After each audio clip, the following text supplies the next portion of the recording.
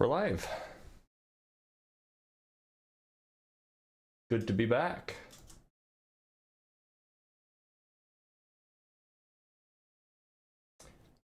We are so back.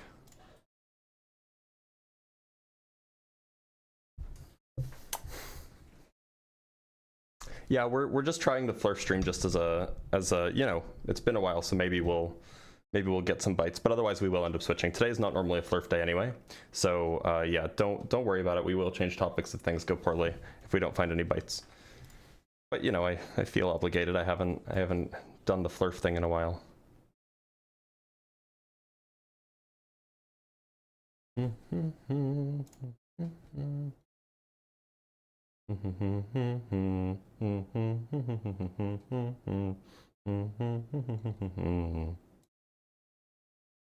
Howdy, howdy. Yeah, they are active, but they don't come onto my live stream anymore. All right, well, we do have a guest. They are a follower, so I suspect they might not be a flat earther, but we can bring them on and just see what's going on.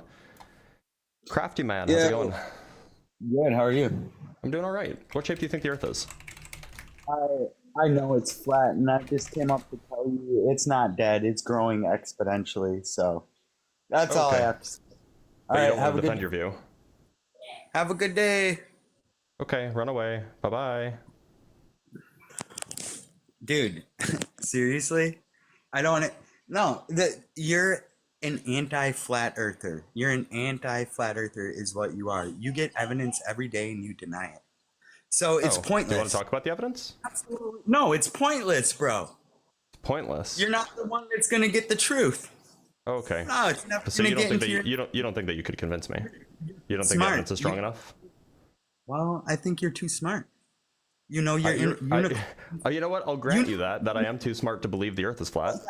There's a difference between smart and intelligent. You No, know you're unicorn. Those are synonyms.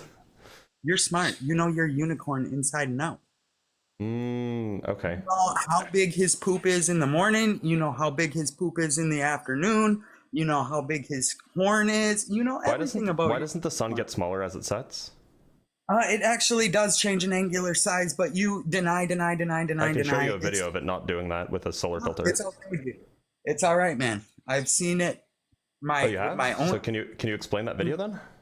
If you've already seen it. No, it's good. Like I said, you're too smart. You're not gonna ever get the truth. I grant that I'm too smart to believe in the flat Earth. Yes, you are too programmed. The system got you, bro. Turns out programmed and smart are kind of like antonyms. Other people figuring it out. Well, you stay left behind, and it's all right. Do you think that that's the reality? Unicorn all you want, bro. Why is it that flat earthers don't venture out of their echo chambers as much anymore? Smart, intelligent, and you are not intelligent. Why don't flat earthers venture out of their echo chambers anymore if flat Earth is growing exponentially? It's okay, dude. It's like I said. It's okay. Isn't that kind of weird? Like if it's growing, you would expect people to venture out of their echo chambers rather than stay insulated, like a dying just not coal. wasting time with anti-flirfs. Anti-flirfs? You mean like scientists? Yeah, you're an anti-flat earther. Well, yeah. I mean, I'm also like an anti-unicornist. Like I don't think unicorns are real either. Ball is like a unicorn. It is not real. The ball is like a well. I would agree with you if we didn't have like observational proof that the Earth is a ball, whereas you have like vibes. Oh, one other thing I hate about ballers, they say on the face of the Earth when they're describing the whole Earth. That's a flat Earth. Like, why would you use terminology? It's not a flat Earth terminology. It's just an English idiom. Yes, it is. Where's the face on a ball? Where's the face? Like, get out of here. The face of a ball is the exterior of it. Look up what is the face of a pancake? What is described the face of an object? Look it up. Google it. It's the surface. So Google it and now tell me why on earth would a baller use that terminology? It's an idiom, my guy. No, it's not. Do you know what an idiom is? It's not just what you were called in school. Yeah, and it's a stupid idiom to use if you're a glober. You should say on the whole globe. People do. You understand now what I'm saying? Do you call it FPS, flat positioning system? Or do you call it GPS, global positioning system? Dude, I don't care. That's different. Oh, okay. That's so, but you're getting upset that people say on the face of the globe or on the face of the earth, but I don't get upset when you say GPS. Look, do you take your FPS or your GPS to get to the nearest city to your tiny town? You can just draw me. Like I said, you're an anti-flurf. You get evidence all day and you deny it. What's the evidence? Just like all the flirts. And there's enough people out there picking up the and seeing the truth, being open-minded, but you're too smart. You know, you're unicorn, so you love that damn thing. What's the evidence? What evidence? What do you mean? For the Earth being flat. All day, every day. I don't need to tell you. I'd love to hear it. No, you hear it all day, every day. You deny it. It's the unfortunate thing is that, so Crafty Man, the unfortunate thing is that, like, not only do I not hear it all day every day, I haven't even been able to run a Flat Earth live in over a month because the Flat Earthers are too afraid to come up and share the good news, if you will. So, like, no, I don't hear it all day every day. In fact, Flat Earthers seem to be avoiding coming up to share the evidence with me. You're scared to go against a lot of Flat Earthers. I'm literally anybody can come up. They make you look dumb, dude. Can you give me an example of a single Flat Earth that I refuse to have a conversation with? Maybe like anybody. Tron, Angels, you're scared of them. I had a conversation with Angels like 3 weeks ago or maybe a month and a half ago. I don't know who Tron is. Made you look is bad. Tron a YouTube person? Or a TikTok person? I don't know who Tron is. It's okay. They both made you look bad. They made me... You think so? Yeah. Okay, well, in what way? A bunch of other people. What do you mean, in what way? You denying, like, just denying real, repeatable science. I don't need to. And just to be clear, if you're saying that they made me look bad, then it seems like that, in fact, it means that I did talk to them. So why did you say that I'm too afraid to talk to them? You just deny. So, like I said, you're an anti. So wait a minute, am I too afraid to talk to them? Or do I just deny everything when I do talk to them? Which one is it? You are... You don't debate them because you're scared. But how could they have made me look bad if I don't debate them? You have debated them, and every time you debated them, why would you say that I don't debate them? Well, how about I get him and we have a debate, and I watch you debate him. Angels. I debated him like a month and a half ago. Why would I do it again? How about I get him now and you do it? Why would I do it again? Oh, that's what I thought. You're scared. It's kind of a waste of time to debate someone once a month. Every time it's the same thing. I'm not. See, I have a full-time job. Yeah, I don't have. I bet. All these scientific facts. So you don't know things. That's what you're telling me. No, I do know things. What your flirt daddy tells you. I do know things, but you just deny them. So, okay, like I said, what do you know that I deny? You know the difference between intelligent and smart? They're synonyms. Like if you go to thesaurus, they're literally synonyms. I can show you if you want. Google it. Say what's the difference between smart, intelligent. Hold on. One sec. I'm just pulling it up so then everybody can see it. Yeah, good. Okay, so we are going to thesaurus.com. Sorry, one sec. I just got to pull something up. Where's the multi-guess thing? Okay, there's the multi-guess thing. Okay, and now I'm just going to type in intelligent. It's just going to give me the... What is the difference? Give me the synonyms for the word intelligent. Okay. So these are words that mean the same thing. Intelligent. The strongest synonyms are astute, brainy, bright, brilliant, creative, imaginative, inventive, knowledgeable, original, perceptive, rational, resourceful, smart, well-informed, and wise. So they're synonyms. They mean the same thing. No, just Google what's the difference. Okay. Between smart and intelligent. Let's see what it says. Are you telling me to use the Google AI? Yeah, sure. Let's just see what it says. Okay, so we want to use the Google AI? Sure. Okay, we can just use the Google AI. Intelligence is the innate capacity to learn, understand, and reason, while smartness is the practical application of that knowledge to navigate the real world. So you're telling me I'm smart because I know that the Earth is... No, see, smart is more of a thing that is are you telling me that smart is more about dealing with the real world? And so I'm smart because I believe in the globe? Okay, no, see, you're smart because you learned your unicorn. See, you learned it. But intelligence is the capacity to learn. Nah, it's something different. It's something different. Not with the AI overview. The AI overview says that it's the capacity to learn. But to be clear, smartness is about the practical application of that knowledge to navigate the real world. So if you're saying that that I'm smart because I believe the globe Earth, it sounds like you're saying the globe Earth is the real world. You can be smart and know all about Narnia.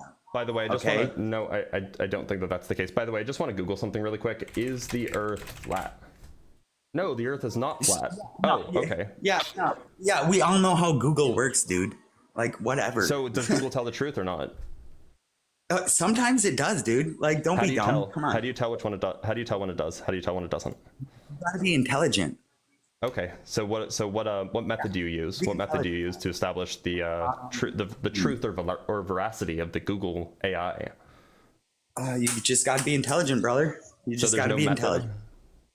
No, you gotta be intelligent. So you're going off of vibes, it sounds like.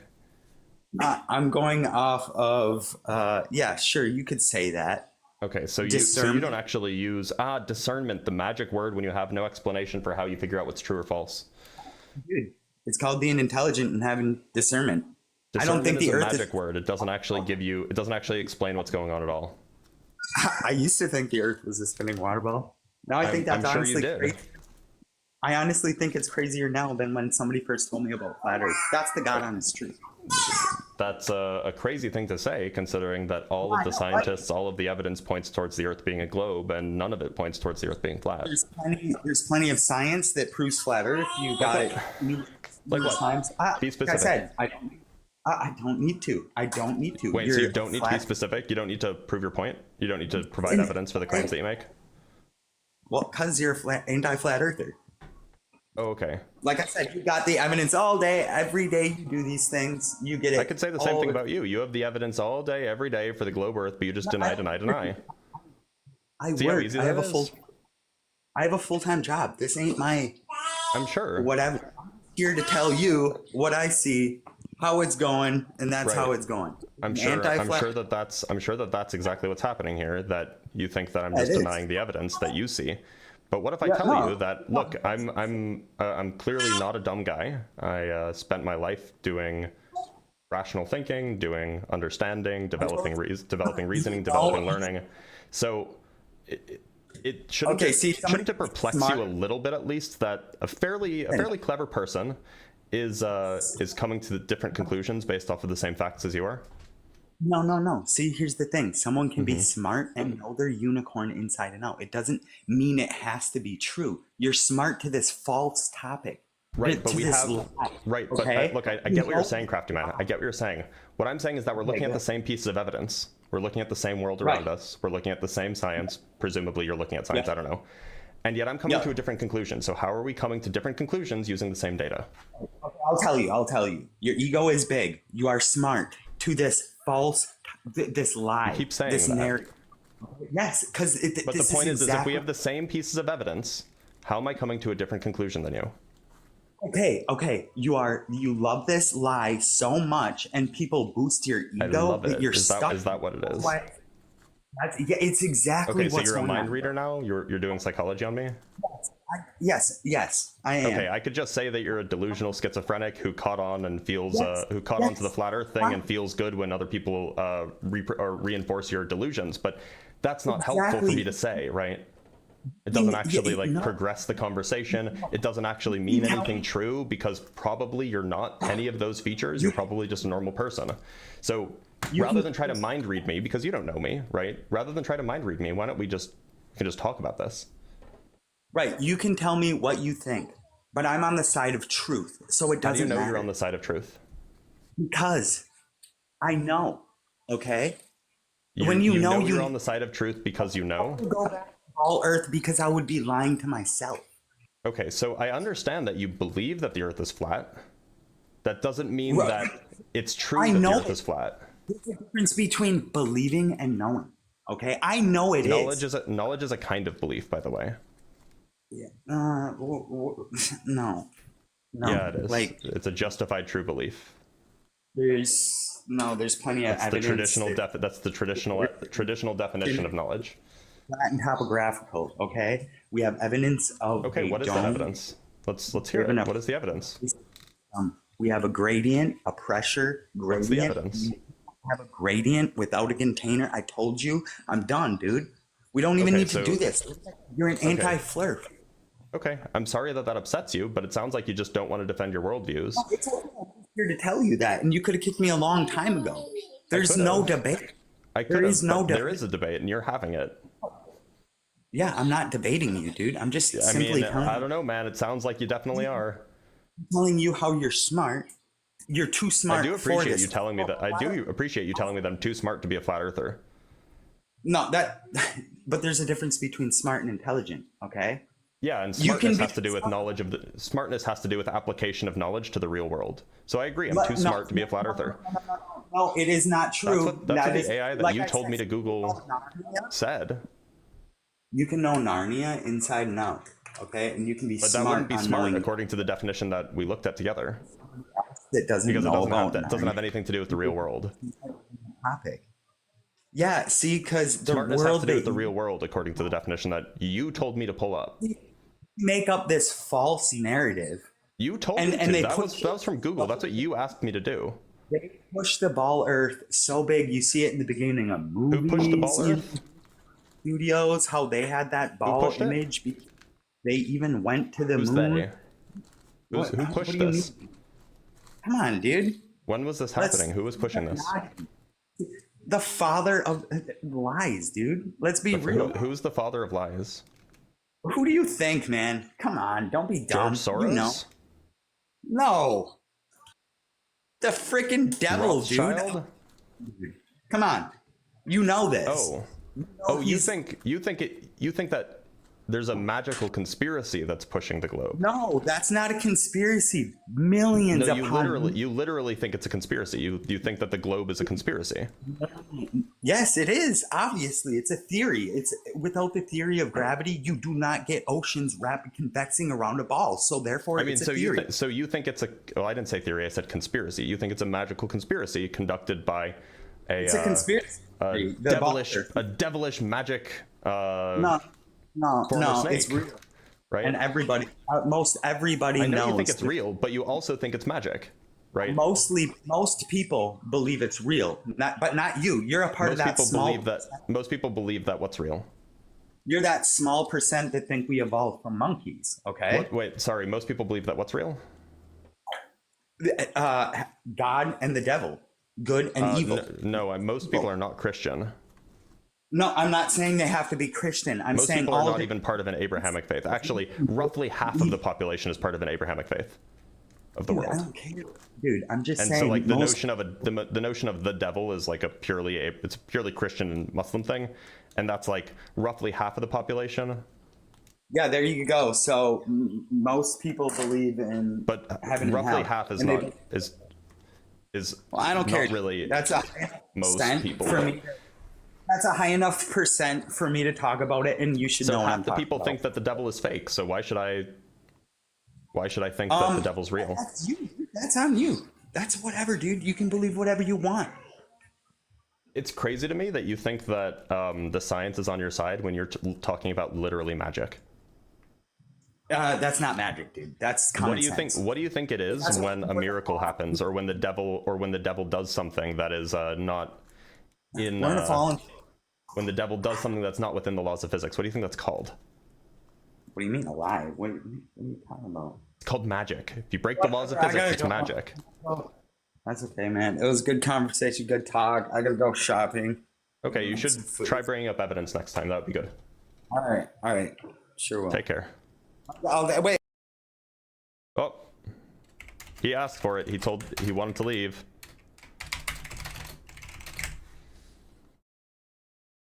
All right, I'm going to hydrate really quick, and then I'm going to read some super chats, and we'll bring up our next guest. So be patient.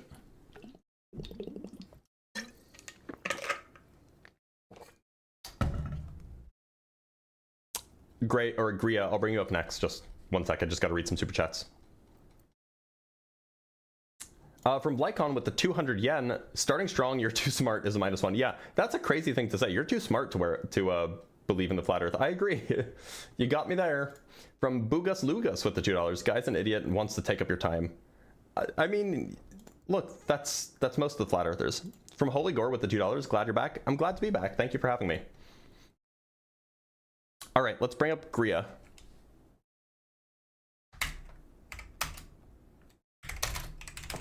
Gria, how's it going? Good. Oops, that's the wrong thing. Gria, what shape do you think the Earth is?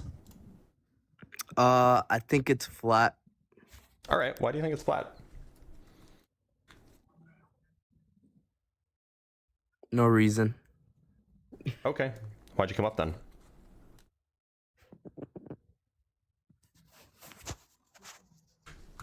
All right, goodbye. All right, let's talk to Real.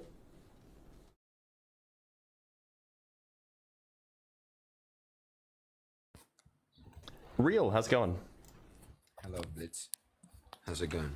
I'm doing all right. Real, what shape do you think the Earth is? I think it's not curving in the way it's not a sphere. You think it's not a sphere? Okay, but what shape do you think it is? Topographical plane. Okay, why do you think so? Because if I move above the Earth or on the Earth, it's gonna be flat and motionless. If you move sorry, you said if you move above the Earth, it's going to be flat and motionless? Right. In a plane, on a helicopter, on a boat. How do you know that the Earth is flat and motionless if you move above it? Because I'm moving north, south, east, and west. Yeah, I agree. Relative to a flat floor. Why does that have to be relative to a flat plane? Because I move around the Earth does not move below me while I'm moving. Well, so you're moving relative to the Earth, I agree. How do you know that the Earth isn't moving relative to, say, the sun? Well, I could hover in a helicopter for 10 hours, Sure could. 15 hours. And Sure land in could. the same You spot, would you would have to touch the controls, by the way, in order to stay in the same place. Sure, you probably have to do something, but if you just Yeah. hover up, unless you don't move, unless you move, you're not gonna move. Unless you move, you're not going to move? Correct. Well, if you The Earth take is your not hands gonna off the rotate. controls, you will drift, right? The Earth is not rotating under. Okay, we don't expect it to rotate under the helicopter because the helicopter is rotating with the Earth. Because the wind or the air is rotating with the Earth with, modulo wind, of course. So it's the same as if it's not moving, right? No, it's not the same. In fact, there are effects that we can explicitly demonstrate and effects that we can explicitly measure. Like Notably what? the Coriolis What effect that cannot be accounted for on a flat, non-rotating Earth. Do you know what the Coriolis effect Yes, is? you have to prove for Coriolis. You have to prove that the Earth is moving first. Yes, I know. No, the Coriolis is an example of evidence that the Earth is moving. The Coriolis effect is something that we can measure, and then we need to come up with an explanation for why we measure this effect. And the best explanation is that the Earth is rotating and that it's spherical. All right, so that's your hypothesis, but then you gotta prove your claim that it is moving, and that's No, so the point is the hypothesis is that the Earth is a sphere that's rotating. One of the predictions of that hypothesis is that you would expect to see a Coriolis effect. And then we go out and we test, and we indeed do see a Coriolis effect. That is evidence in favor of the hypothesis. So if a sniper shoots across 2 miles, does he has to account for curvature rotation? I don't know. I haven't spoken with snipers. What I have spoken with is artillery people. Like the people who do the calculations for artillery trajectories, they do have to take into account the rotation of the Earth. And I can show you a manual from the Canadian Armed Forces that explicitly talks about this. Okay, and what about planes? Hold on, Do they have before to do we that change as well? topics. So this is a field manual, or this is a manual for field artillery from the Canadian Forces. A lot of words, You know what all of these words mean. So there's a section on the Coriolis effect, right? This is section 4. So we can go down to this. So the Coriolis effect. The next important factor in drift is Coriolis acceleration. Unlike the gyroscopic effect, this particular acceleration does not depend on the resistance of the air. It would be present if the projectile were fired in a vacuum. It does, however, depend on the latitude and gearing of the gun and on its range. Its effect is opposite north and south of the equator. For long-range guns, it is sometimes almost as great as the gyroscopic effect. The trajectory of the projectile is always measured using the firing range or some other part of the Earth's topography as a frame of reference. The frame of reference is considered fixed with the projectile doing all the moving. This is a false assumption since the Earth is not fixed but is rotating on its axis once a day. In reality, therefore, the frame of reference is uniformly accelerated, which for normal latitudes means it is being swung in a giant curve. So this is in a Canadian Armed Forces, this is in a military manual. If it were not real, why would they include it? So how do you correlate that to reality? Because I can type words. This is a manual. I'm sorry. This is not actually Canadian. I think that this is Dutch. So have them show proof of how a sniper gotta take into account. I never made the claim that snipers have to take this into account. I was talking about artillery people. That's the question I asked, and then I asked. I don't know about snipers. I've never spoken with a sniper about this. All right, then my next question is, what about planes? Do planes have to take this into account? I mean, if there were no wind for the entire flight, then in principle they would, but there's wind, and so they don't have to take it into account because the effects of wind are just far larger. Oh, so like pretty much they just have to take into account the wind and not the Earth rotating. Well, so from a pilot's perspective, they would notice the force, they would notice the Coriolis force, and it would feel like a wind, right? But the planes travel so fast, and the curve along the way is so much like planes travel very, very slowly relative to artillery. I mean, 900. They could be flying 900 kilometers per hour. Yeah. Do you know how fast artillery shells go? I don't know what they is, but I know there's like 15. Artillery shells travel roughly. They can exceed Mach 7. All right, but the rotation of the Earth is like 1,000 miles at the equator. Okay. So like, what does that have to do with anything? You're not even going at that. Mach 7, by the way, is. Wait a minute. So. Something that has did you use kilometers? Did you use kilometers per hour just a second ago, and now you're using miles per hour? Yeah, I don't know. I use a mix. I'm from Spain, so I use kilometers, but I think you. Okay, use so miles. how fast is the Earth rotating? On the equator, I think it's 1,000. Okay, how many kilometers per hour is that? I think. You don't even know. You don't even know if 1,000 miles per hour is fast or not. Like. Because you don't know what a mile is. Yeah, like converging is like 1 to 115 or 120, I think. 1 to 115. But that has nothing to do with what I said. My point is you just repeat you're just repeating the phrase 1,000 miles per hour, 1,000 miles per hour. You don't even know how big that is. No, but I know the curvature drop. Wow, that. The curvature drop has nothing to do with the rotational rate of the Earth. No, but they're plane flying above the Earth. It has to because the floor is curving on the way. No, it doesn't have to. Well, then it's not curved. Then it's not a ball. So just to be clear, do you think how like if you're on a speedboat, right? A speedboat with like a powerful engine, the boat is tilted upwards, and yet it's still. Does that mean that the Earth is actually curved upwards? No. Because if the boat is pointed upwards, that's the direction it must be going in. So okay, things can go in directions that are not. Things can follow a path that is not in line with the direction that the tip of the thing is moving in. Right? So even though boats are tilted upwards, they still just go straight across. If the Earth is flat, they just go straight across the flat Earth, even though they're tilted upwards. That means that a plane doesn't have to tilt its nose down in order to follow the curve. It would though. No, it wouldn't. Why would it? Why would it? Well, try to fly around a ball without tilting the nose. Let me show you. Actually, let me show you a perfect simulation of this. Actually, let me see if I can. Over here. So how can I fly up around it? Yeah, let me show you. I'm going to show you. 360 without tilting my nose down. I'm going to show you one sec. How can I do it? I'm going to show you one sec. Plane. You can't, like, if I fly like this. Dude, chill. One sec. I'm going to show you. I'm pulling it up right now. Okay, so this is a simulation. Has no controls built into it. It's just a simulation of aerodynamics. So here we have, so in the simulation, the Earth is much smaller, so the curvature is much more dramatic. It's only 5% the size of the Earth. and I'm going to speed it up a little bit. So this is a plane. It's currently active. You can see the numbers changing on the right. What are doing in real life experiment, like planes flying? Yeah, so this is modeling exactly how planes fly. So this is basic aerodynamics. So all we have to see. So I'm just going to simulate it. I'm going to speed up the time, by the way. So do you see what's happening? Oh, and actually I can even turn off the pitch damping if you want. All right, so I'm seeing a simulation of a Yep. plane flying, I guess. So what? Oh, what's happening? I don't know. What do you expect me to see here?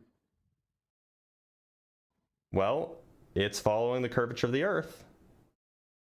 See how the... In a simulation way, could they show us from ISS or any satellite out in outer space? Could they show you what? What do you want to see? Like this, you're showing the plane doing the curvature of the Earth without... I don't think that a plane is big enough that you could see it from the ISS. They will never show it. They will never show it. I don't think a plane is big.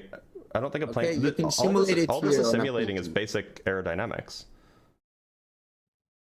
Like the reason why this works on a plane is because planes set their trim to a certain altitude. So if it were the case that the plane was going to rise in altitude because it was going to fly off the Earth, that would mean that it raises in altitude. The trim is set so that it automatically dips in altitude to lower its altitude.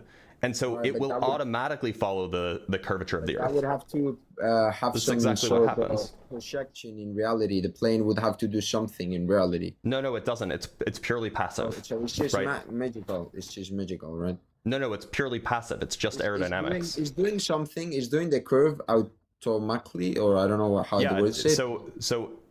So what planes do when they're designed properly, of course, if they're not designed properly, they just crash. But if they're designed properly, what you can do is you can set the trim, which is basically telling you like how the elevons and all of the various aerodynamic surfaces of the plane are adjusted so that they hold a certain altitude, meaning that the density of the air is maintained, that the speed is maintained. So they hold a certain altitude and hold a certain velocity. And the point is that if it were the case that they were going to fly off the surface of the Earth because the Earth is a globe and they're not tilting down enough, well, that would increase their altitude. And so the aerodynamics of the plane itself forces the plane to decrease its altitude when its altitude starts to increase. This is just aerodynamic stability. Yeah, but in reality, the plane flies over the flat Earth. That's why you gotta simulate here on a PC how it would be. But in reality, could you show me an example of this happening on a plane, like in real life? Yeah, in reality? Just go look at video of a plane No, flying. I'm sorry. I don't want just a video. I want it in reality. For sure, go fly on a plane, and you'll see how you fly over a flat Earth. Oh, okay, so you can't show me? I can't go into a plane right now, but I've okay, so you can't show me. Well, I mean, at least I can show you a simulation that just uses basic physics and basic aerodynamics. You asked me for a real experiment, so why can't I ask you for a real experiment? Fly? Did you ever fly? I've flown plenty of times, yeah. All right, so you flew over a flat Earth. I've flown over a globe Earth. You did not curve at all. Sure, I did. No rotation also. How do you know? Because I flew also. How do you know that you didn't rotate? Because I was watching through the window and the Earth was not moving. If the Earth was a globe, and you were rotating with it, then you wouldn't see it rotate beneath you. Right, also, so just to be clear, from an aircraft with a camera, you can just take a picture of the curvature of the Earth. Not at all. Sure you can. I can show you.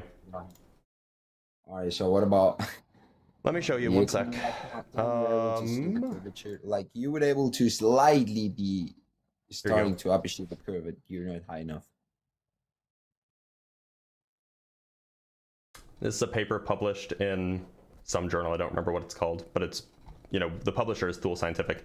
By David K. Lynch. It's called Visually Discerning the Curvature of the Earth. You can pull this up if you're interested. All of the audience who's watching, you can pull this up. So he's basically interested, can you actually discern the curvature of the Earth from an airplane? That's what the question is. At or slightly below 35,000 feet. And so what he does is he uses a camera first, and then he takes images of the horizon from an airplane, and he takes images of a very distinct horizon from ground level, and he uses these to figure out how he can numerically establish where the horizon is, so that he can actually figure out whether the horizon is curving or not. That's what this. I'll get to it in a minute. I'm just explaining what's going on. That's what this diagram is showing. It's showing how you can visually discern where or you can numerically rather discern where the horizon is. And so here's some pictures of the horizon. One is from, you probably don't agree that this is curved, but we'll get to that in a minute. This is one from sea level. This is one from 35,000 feet. Yeah, I see a flat Earth over there, man. We'll get to it. So here's the same camera, same lens, same horizon. So he's showing that if you put the horizon above the middle of the camera, it curves one way. If you put the horizon below the middle of the camera, it curves another way. If you put it exactly in the middle, it doesn't curve at all. So this is accounting for the barrel distortion, what you would call the fisheye effect, or the fisheye lens effect. And then you can do the same thing here. You can take those same images and you can compress them to see that the curve is more dramatic. So if you compress them and there is curvature, it will become more dramatic as you compress them in the horizontal direction. So again, putting the horizon in the top of the frame, you get curvature this way. Putting it in the bottom of the frame, you get curvature this way. In the middle, you get no curvature at all. So then he goes and he takes a picture from 35,000 feet using the same camera. He puts the horizon in the middle of the frame, and lo and behold, the middle of the horizon is higher. I don't know if you can see this. The middle of the horizon is where this black dot is, yet a straight line connecting the edges of the horizon. You can see the straight line here. That's one edge, and then the other edge is over here. That straight line connecting them is below the middle of the horizon, demonstrating curvature. So indeed, you can see curvature, or at least visually discern curvature from an airplane. And in fact, not only can you see curvature, you can actually calculate exactly how much curvature there is from this photo, and then you can plot it, and you can figure out the radius of the Earth. And indeed, what you find is that the radius of the Earth is almost exactly 4,000 miles. So much words, and English is not my main language. So look, let Angel's up here. He's better in English, better communicating. I debated Angel like a month and a half ago, and he made a fool of himself. So you probably don't want him to come up. But he's here. He's asking you for coming up. You're not capable of having the conversation yourself? I could handle it, but it's kind of more difficult for me since it's not my main language. It's not his main language either. He speaks gibberish. If you want, we can debate in Spanish. I don't speak Spanish at all. I'm not going to let up Angels. I spoke to him a month and a half ago. He embarrassed himself. I can only take so much stupidity every few months, so... Oh, sure. Alright, so you want to talk about gravity? Yeah, but do you want to first talk... We can talk about that, but do you want to first talk about this this picture that was taken from an airplane that shows curvature? Sure. Flat Earth. So why is the middle of the horizon higher than the edges of the horizon? Sounds like what it would look like if it were, I don't know, curved, where the middle, see how the middle is higher than the edges? The middle is higher than the edges here. What do you mean eye level is above the horizon? This has nothing to do with eye level.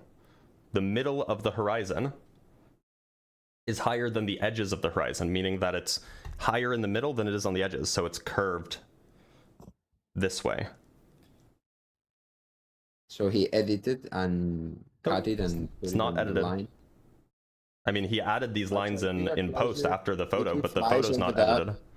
So if he flies straight over that, would he go over a curve at any moment? If he flies, this is out the side window. This is not out the front. Yeah, so he's flying in the perpendicular direction. Yes, but he turns to the right and go into that way. Will he ever catch that curve? Would he ever? I don't know what you mean catch the curve. This is left-right curvature, not forward-backward curvature. Well, it's the same. Well, yeah, they are the same, but you would never experience left-right curvature, right? Right, because you experience front-back curvature. You can see the atmos compressing on the way, but you're not gonna see curvature anywhere. So why is it that the horizon is curved? It's not curved. Are we looking at the same picture? There's curvature in this picture. I don't see curvature. I see a frame that is cutted and okay. So that black. Do you see the black dot in the middle?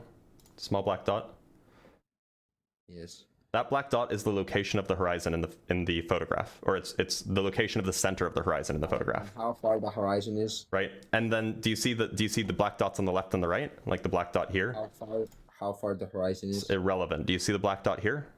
It's relevant at the edge. If it's in a it should be geometrical. So do you see the horizon? Do you see the horizon here on the left and the right? No, I don't see no curve, honestly. Okay. We'll get there. Do you see the dot on the do you see the dot on the left and the right where the lines end? All right, in this picture I'm seeing a So do you do you see that place there where my mouse is? Can you see that? Right there? Yeah. Okay. So that's where the horizon is on the left. That's where the horizon touches the left side of the screen. But you don't know how far the horizon is. And this shows where the horizon is on the right side of the screen. And this black dot shows where the horizon is in the middle of the screen. And if you connect the left side of the screen to the right side of the screen by a straight line in like MS Paint, which is what's happened here, you just connect them with a straight line. You'll get an imaginary curve. The straight line between them is below the middle of the horizon. The only way that can happen is if the horizon is curving upwards. Right, so what is a curve? If I go in that direction or in any direction, where's the curve? No I don't know what question you're asking. What do you mean, what is the curve? Yeah, you just keep moving in that direction. You will never... This is left-right curvature of the horizon. This is exactly what you guys want people to see. You want to be able to see the horizon curving to the left and to the right in a photograph, right? In real-time video from space, maybe this is a photo from an airplane. A lot of satellites, and none of them are in real time showing the Earth.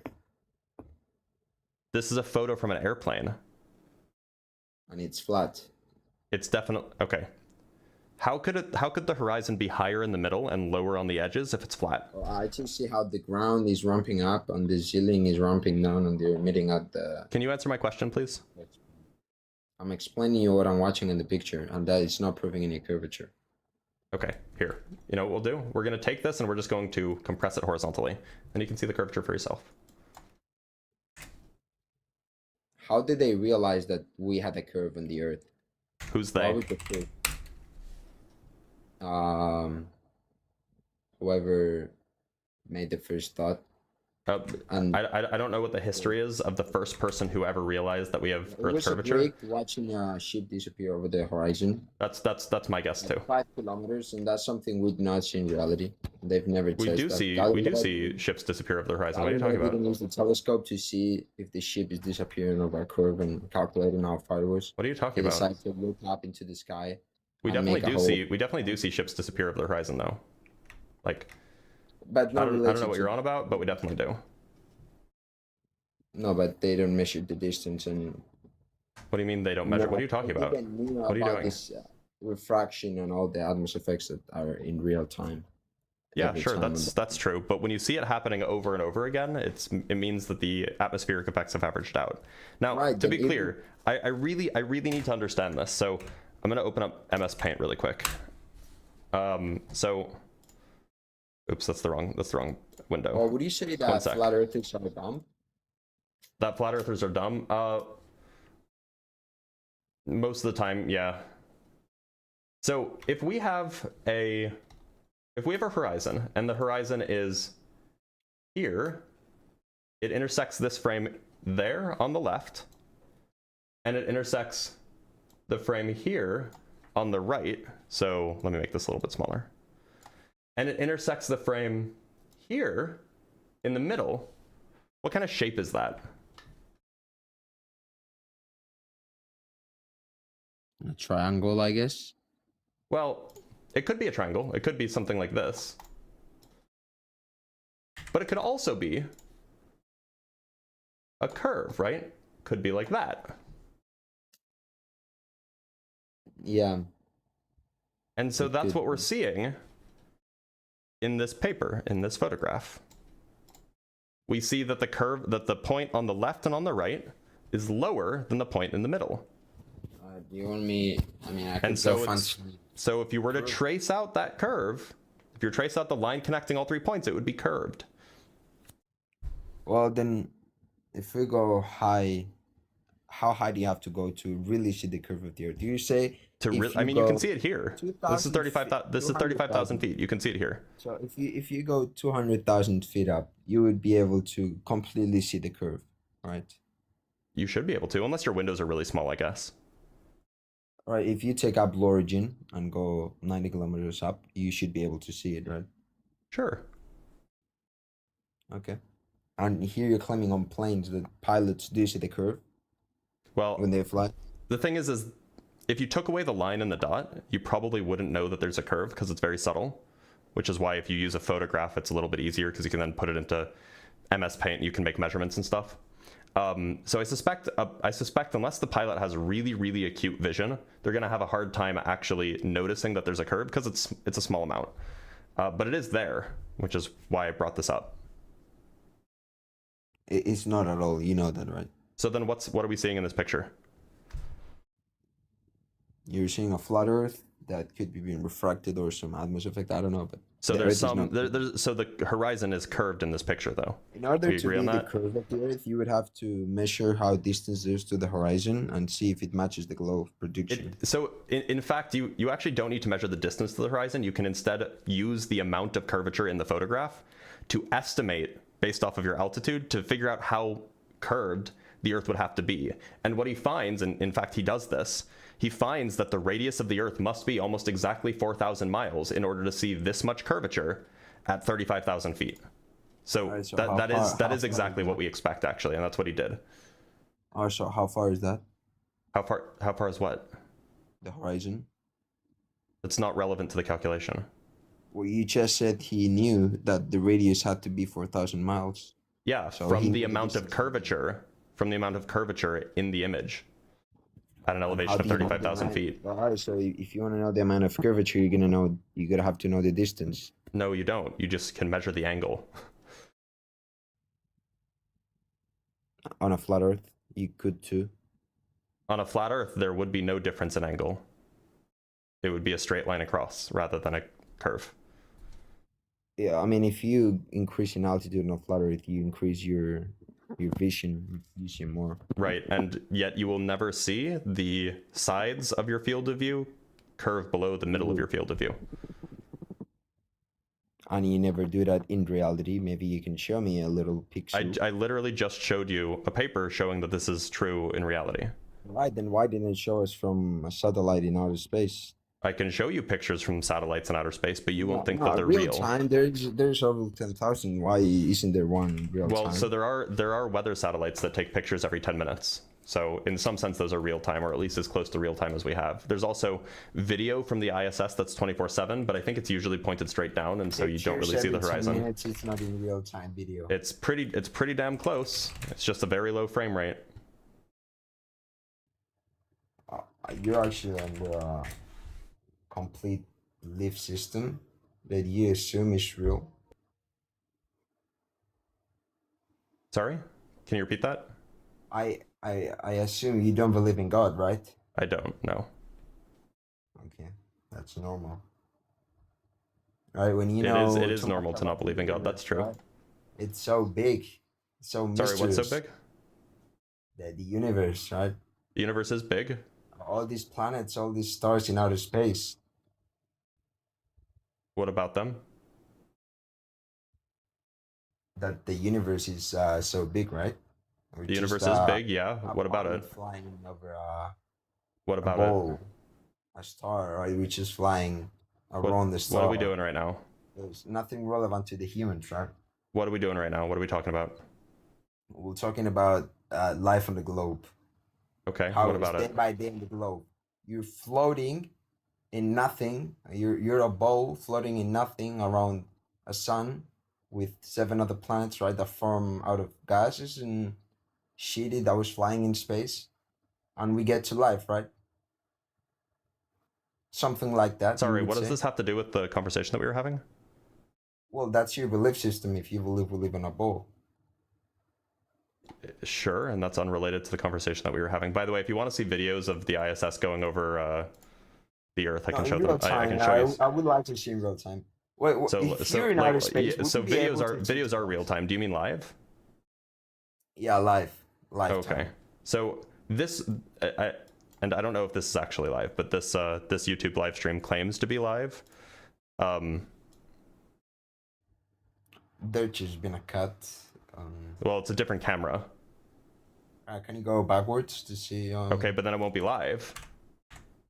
Yeah, I just want to see how is this supposed to be live. Yeah, just keep going backwards. I mean, it says it's live, right? So like, I don't know if it's actually live, but you know, I'm doing your research for you, I guess.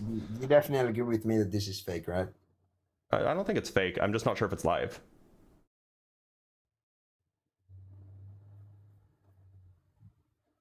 Do you see this real actually? What part about it looks fake? You're filming the Earth from. What part about it looks fake? Huh? What part about it looks fake? Well, I'm telling you, keep going back and see how.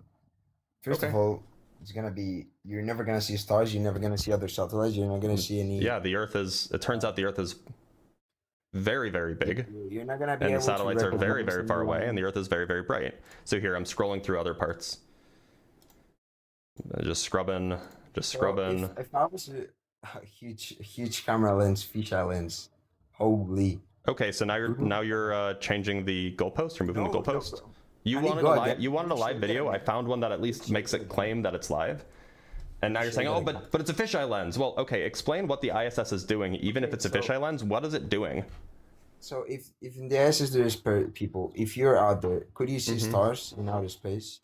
It depends on what side of the Earth you're on and how bright it is inside where you So are. if you're on day side. If you're on the day side, then if you're like if the Earth is in view, then you probably won't be able to see stars. No, No, because, you're on the day side, but you look back and you look into the other side of space. Oh yeah, then you should be able to see. Well, if you're on the day side, then the sun will be visible. Like the other side will be the direction of the sun. But like if you're looking like off in a different direction, sure, as long as it's like dark enough in the module that you're in, so that your eyes are like used to the dark, then yeah, you would be able to see stars. Okay, and what about the astronauts that contradicts themselves by saying that you can What about see them? stars at every moment, and on the day you can see planets? You want to see and some stuff. photos taken from the Then some ISS? others that claiming that you were There's never actually able some to really remarkable photos from the ISS. There's a But what, are you gonna amateur judge what- astrophotography.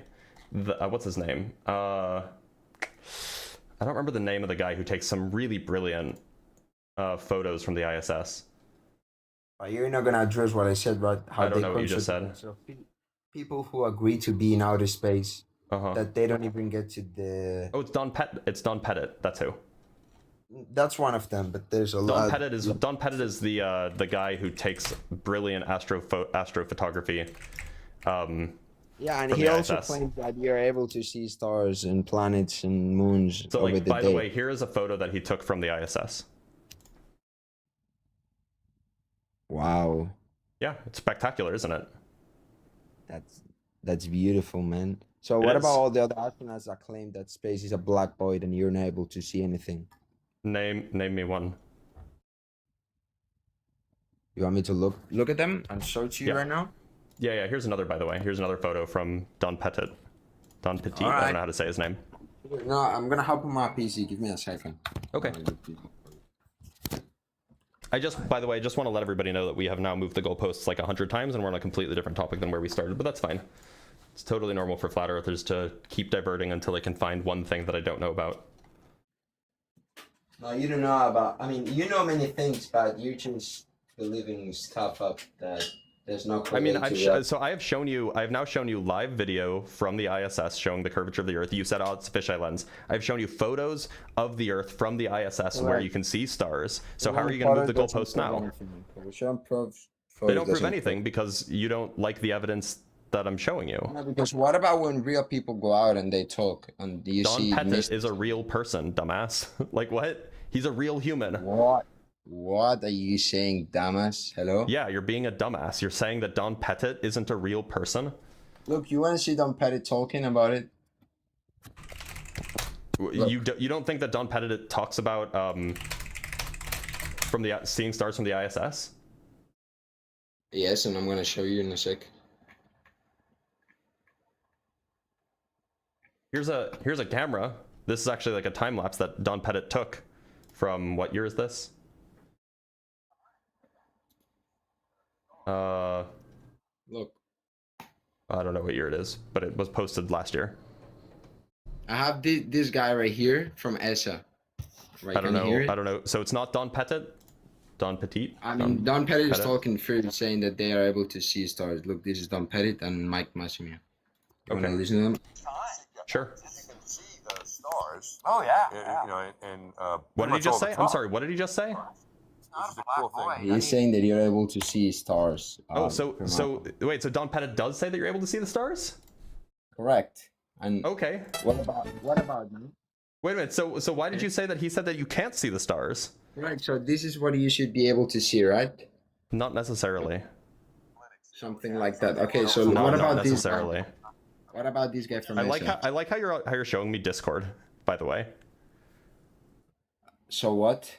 It's just really funny because you're obviously just like using some resources from some Discord server that you're using. You don't actually know this stuff yourself. No, I save stuff here. Okay. Like yeah. So to be clear, you said that Don Petit said that you can't see the stars from space, and you showed me a video of him saying that you can see the stars from space. I didn't. I said that Don Petit claims that you're able to see stars and planets and moon during the day. But now this guy over here is gonna claim that space is that much is just when you look the opposite direction. And you see how dark space is. I mean, it's the blackest. Space is dark, yeah. Yeah, it's really dark. No, it's not black. It's the blackest. Wait, can you listen to word by word, please? The opposite direction, and you see how dark space is. I mean, it's the blackest, and you realize just how small the Earth is in that black. Very true. All right, so why are they contradicting themselves? They're not contradicting. Space is black, and it also has stars in it. Those are not contradictory. So. Well, I could show you more different astronauts claiming some of them you're able to see and some of them. At the end of the day, I don't really care what people claim. The point is we have photos. Well, you should be able because if they're contradicting, we have photos. So like I don't like people make mistakes. Photos are not lying. Oh, prove that they're fake. Can you prove that they're fake? Well, I could make with ChatGPT some photos right now and ask you if they were. Can you prove that they're fake?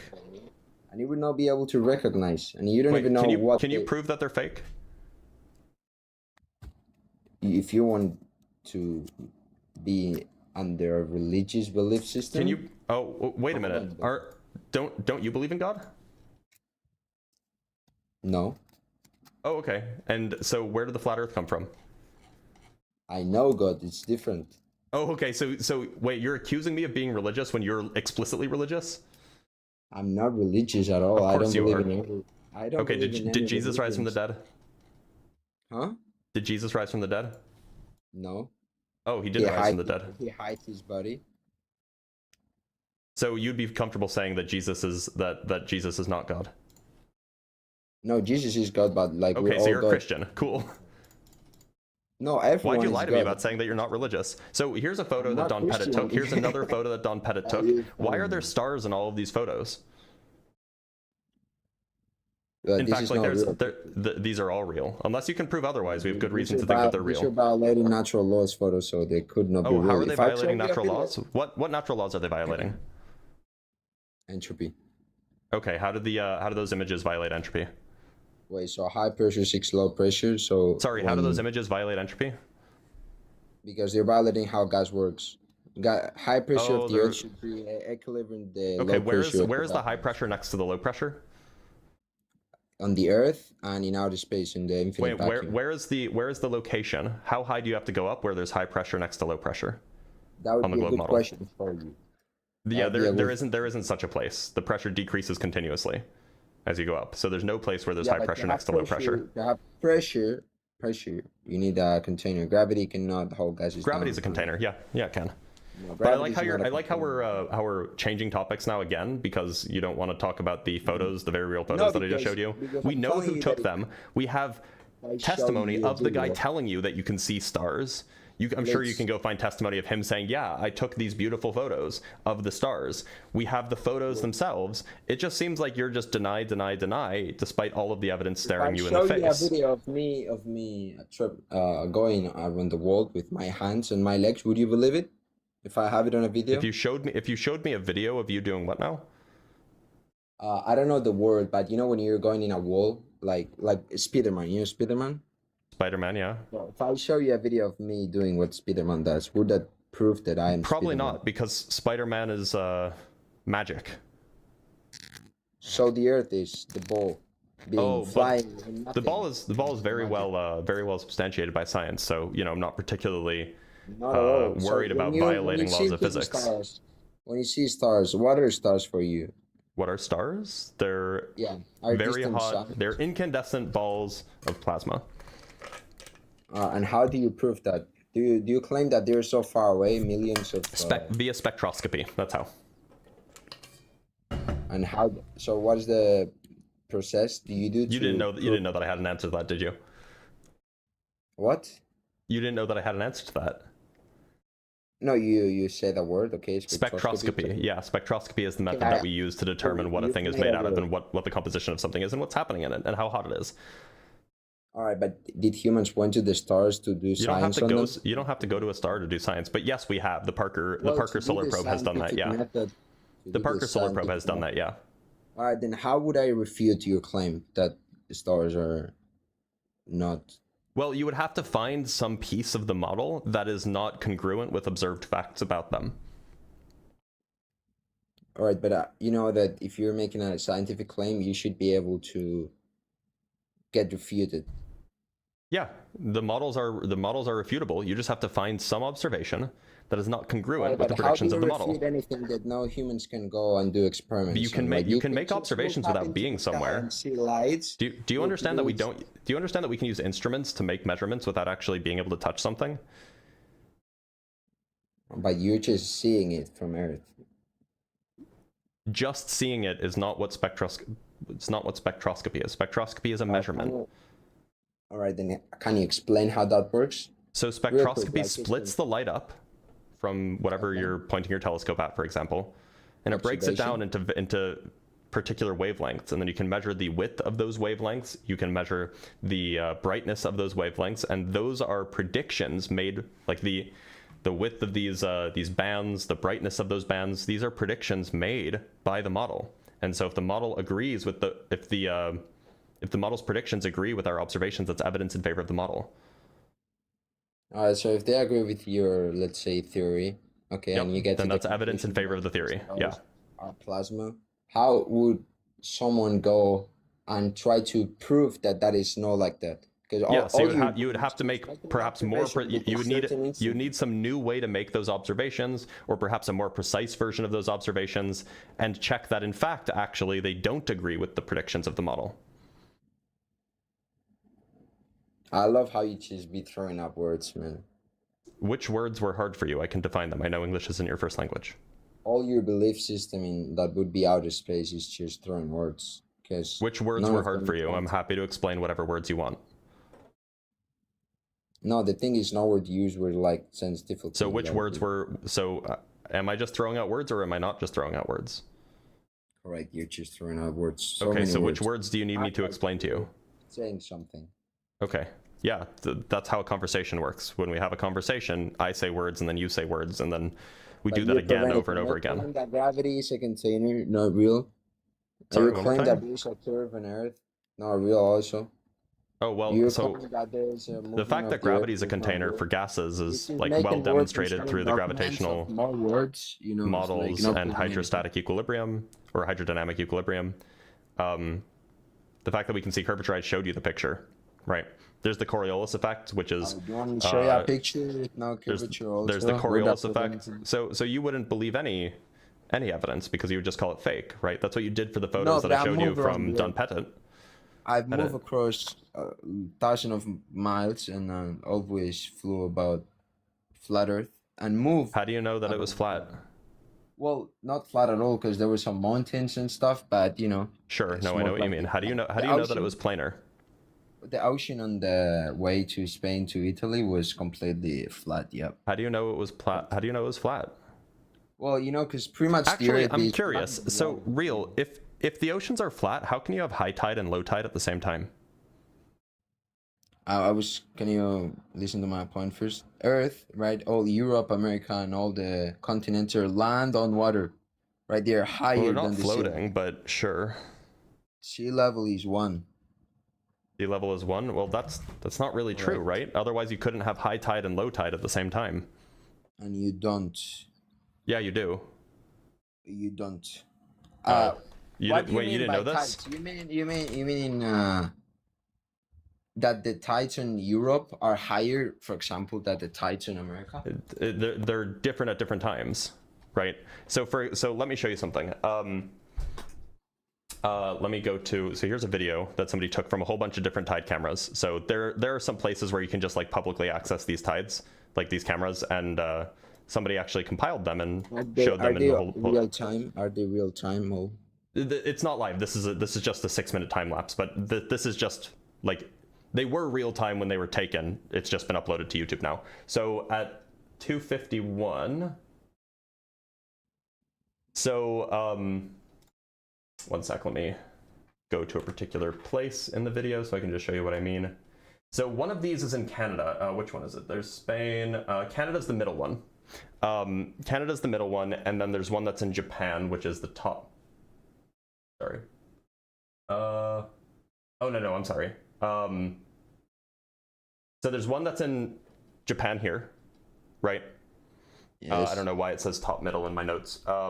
I think that what about the lakes? So let's look at Thailand, and let's look at Canada, right? No, so but if Thailand and Canada, right? If I take a bottle of water, these are oceans. Hold on. I let you finish. I'm going to show you. I let you finish. I'm going to show you my thing. Okay. So notice how in Canada, how these rocks are like partially covered, but not fully covered. Yes. And notice. I agree that they. Notice where the shore is in Thailand. These are simultaneous to each other. Now I'm going to jump forward 15 seconds, and which is just going to be, it's like 7 hours later or something like that. So it was 10 o'clock, or it was 8 o'clock here, and then now it's 3 in the morning. So that's like 7 hours later. So look at where these rocks are in Thailand. Notice how this back rock is just barely at the level of the ocean. Yes. And 3 hours later, now it's very deep in the ocean. Whereas in Canada, at that same time, these rocks are partially covered, and then later they're completely uncovered. So the water levels go like this, so it can't be flat, right? All right, so if I get a glass of water and I take water from the sea, will my sea get pulled by the moon or the sun? Will your sea get? I don't know what the question means. My water glass or my. Will the water get? I mean, yeah, sure. It just won't have any tidal. It just won't have any measurable tidal effects on it. No, it won't. It won't be pulled. It's just something that happens in the sea that has nothing to do with the ship. So why do tides happen in your view? First, not to the rotation of the Earth, and not due to the curve of the Earth. Okay, so that wasn't answering my question. My question was, why do tides happen, not why do they not happen, or why don't they happen? In your view, why do they happen? Well, something in the sea. I'm not going to tell you. So you don't know. To tell you, yeah. Okay, so you don't know either. No, I do. On the globe Earth model, you have the gravity from the sun and the moon, both of which are pulling on the water, and as a result of the water having to flow around the various land masses, you get different tidal nodes and tidal antinodes at different times. And so you end up with high tide and low tide in one continuous ocean of water, which is what we have. So on my model, we can perfectly well explain it. On yours, it seems like there's no explanation. As I said to you, if I take water from this same sea that is being pulled, then my water is not gonna get pulled by the gravitational pull of the moon. It is still getting pulled, yeah. It's not. If I let it at rest on a table, it won't get pulled. It is still getting pulled, yeah. No, it won't. How do you know? I've done it. No, how do you know that like the amount that it's getting pulled will be the same as the amount that everything's getting pulled in your local area? Now, if you went to, say, directly below where the moon is, as opposed to, please, if you went to directly below where the moon is, and then you went to, say, I don't know, 90 degrees away from that, and you had extreme precision measurement, what you would find is that directly below the moon, it would be minusculely higher than 90 degrees relative to it. But that's not like a thing that you could measure with just a camera, right? It's a very, very small effect. It's just the reason why we see it on the Earth in oceans is because the oceans are really, really big. Correct. So if I leave a camera filming the water 24 hours, it will not move. Your camera doesn't have high enough resolution to see it. Oh, okay. So it's not getting pulled. It is getting pulled. It's just too small of an effect. Okay, and how much water should I get? If I get, I don't know. So you can see this in extremely large lakes in the ocean. No, lakes do not get pulled. Yeah, there are tidal effects in the Great Lakes. No, on a lake. You're not seeing the same thing you're claiming to see in the ocean, where one side is higher than the other. On a lake, it's all at the same horizontal. So yeah, no, I mean there are tidal effects in the lakes. They're just small. Yeah, and like here I can just like if we want to use the AI overview, I can just show you just really quick. The Great Lakes experience actual astronomical tides due to the gravitational pull of the sun and the moon, but they are imperceptible. Maximum lake tides only reach 1 to 2 inches. So they're imperceptible, right? So they're happening, but you cannot. So they're very, very small. They're measurable, so but you're not gonna notice them with your eyeballs. No, but they're measurable. So they're happening, but you cannot see it or measure. You could measure it. You can measure it. You just wouldn't notice the difference, just because of other effects cause the sea level or the lake level rather to change over time on a smaller scale. So you have like wind and you have storm surges and all these kinds of things, which are going to change the elevations of the lake more than the tides will. But if you were to take data of the lake elevation over time, over the course of say several months, and you were to fit it, what you would find is that it precisely matches that of a tidal effect. Like this is a measurable effect. It's just too small to see with your eyeballs. Is the sea level increasing? Sorry? Is the sea level increasing? That seems like a pivot. Not just simple yes, no question. It's also a pivot. Is this relevant to the shape of the Earth? No, according to the globe. Then I don't care to answer the question if it's not relevant to the shape of the Earth. No, you're just under mind control in a way, I could say. Okay, I mean, it's ironic considering that you believe that Jesus Jesus, an Iron Age shepherd, died and rose from the dead, and I'm the one under mind control. You're right. That is crazy, isn't it? I believe that, and I don't know why you said that you believe Jesus is God. I said I believe all humans are a part of God, not Jesus exclusively. You did say that you believe Jesus is God, though. Like you and I, so? I did not say... So Jesus didn't rise from the dead? I said no before to that question. Okay, just checking. But so now that I've given you evidence of tides, which you can't explain, which I can, I've given you evidence of stars being visible from the ISS, which you can't explain, which I can. I've given you evidence of curvature seen from an airplane, which you can't explain, but I can. Do you want to go talk about, say, sunsets? These are very, very simple. Can you explain why sunsets, why the sun doesn't get smaller as it gets lower in the sky? The curvature of the Earth. No, planes take up account. Sorry, you just showed the simulation before. The planes do not take into account the curvature of the Earth. They don't have to. They do if there was a curvature. But no, they don't. I've already explained this to you. I just don't think you were following, which is fine. I get it. It's a little bit complicated. I completely get it. You show me a simulation. Okay, you completely get it. Can you repeat back to me what the explanation is? Yes, you said your final claim was that the plane does not need to do the curvature of the Earth. And why not? Gravity on this one... No, I didn't say due to gravity. Yes, you think it is a way it's helping, right? With no gravity. Right, I didn't say that. Right, but the thing is, so do you want to explain? Because there is no curvature, man. I know that that's what you believe. My point is that I've shown you pictures of curvature from the ISS. I've shown you pictures of curvature from the ISS. I've shown you a picture of curvature from an airplane. I've shown you the tides, which show that the water is not flat. Now, why not you answer my question? Why doesn't the sun get smaller? Relative to you, I'm your curve. Why doesn't the sun get smaller during sunset? Listen, well, let's talk about curve. Relative to you. I'm not gonna let you keep directing the conversation. I'm gonna ask you a question now. So why doesn't the sun get smaller during a sunset? Because it's far away. So why does the sun set at all? So I'm back on the west coast of Australia. What? Why does the sun set? perspective. It drops as you get farther away from the Right, horizon. but what else happens? What else happens when things get far away? They decrease in altitude. What else happens? If you Okay, I guess we gotta do the bit. I guess we gotta do the bit. No, We're gonna do the bit. It's fine. It's fine. We're gonna do the bit. I'm gonna make a recommendation that you pay very close attention to this video I'm about to show you. It might explain a lot.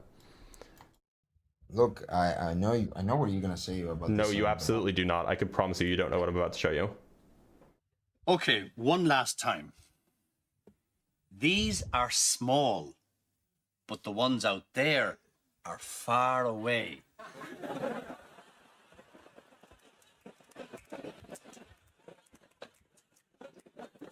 Small, far away. Forget it. So what did you learn?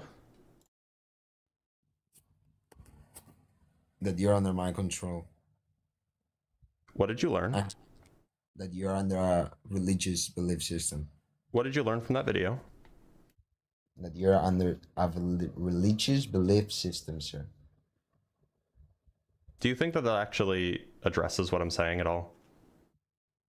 Yes. What happens to a thing? What did when you it meant gets to prove far with that away? video? Like, are you trying to act funny? Yeah. or Okay, something? okay. I'll explain it because you clearly didn't get it. The point is when things get far away, they look small.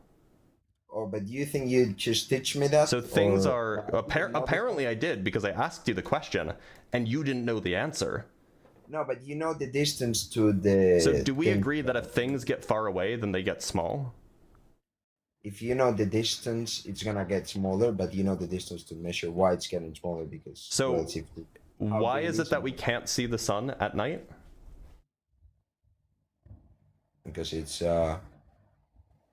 pretty far away. Okay. Does that mean that it's too small to see? No, it means that it's moving above the Earth and it's just dropping in altitude.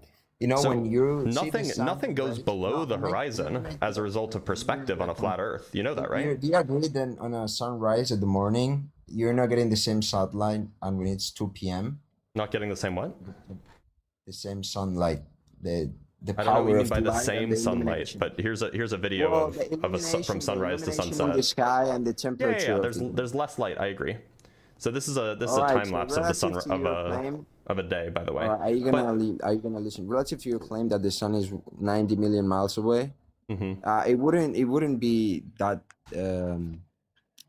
It would be wouldn't be different able because to it's passing through appreciate more, the and it would be different because it's passing through more atmosphere, and the sunlight is spread out more for a given area of land. But look, the question that I have for you, and what I really need the answer about this is, do you know that as a result of linear perspective, no objects can go below the horizon, regardless of how far away they are, if the Earth is flat, right?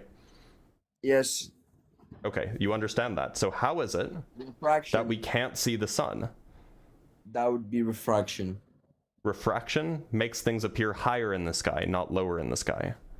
No, they appear to cut due to refraction. Bottom up.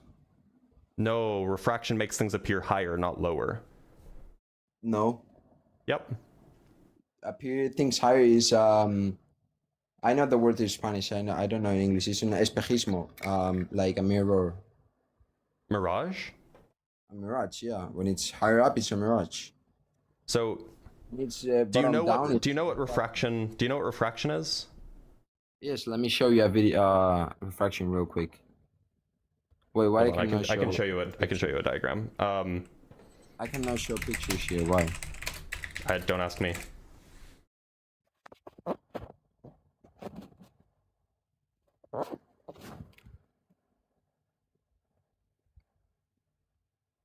Nah, it won't let me. So I don't know.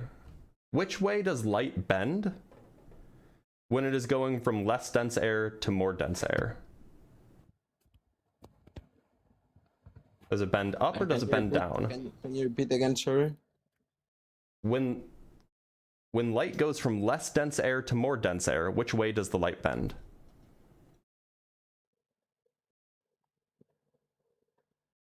I'm not sure. Okay, so then how can you cite refraction? Because I've seen the effect. How do you know it's refraction? Well, because it's the light bending. I don't know how it exactly How do you know bends. it's the light bending if you don't even know what refraction is? I see how the effect works, and I see how the light is bending on the way, and it's like not letting you see. But I don't know how would like specifically be. Okay, so light bends downward as it gets to more dense air, which means that things appear to look like things appear to be at a higher place in the sky. All right, and show you a diagram. Scale experiment where Here's a diagram. All right, but have you ever done this on a local scale? No. Yes, I've done refraction experiments. I've done them plenty.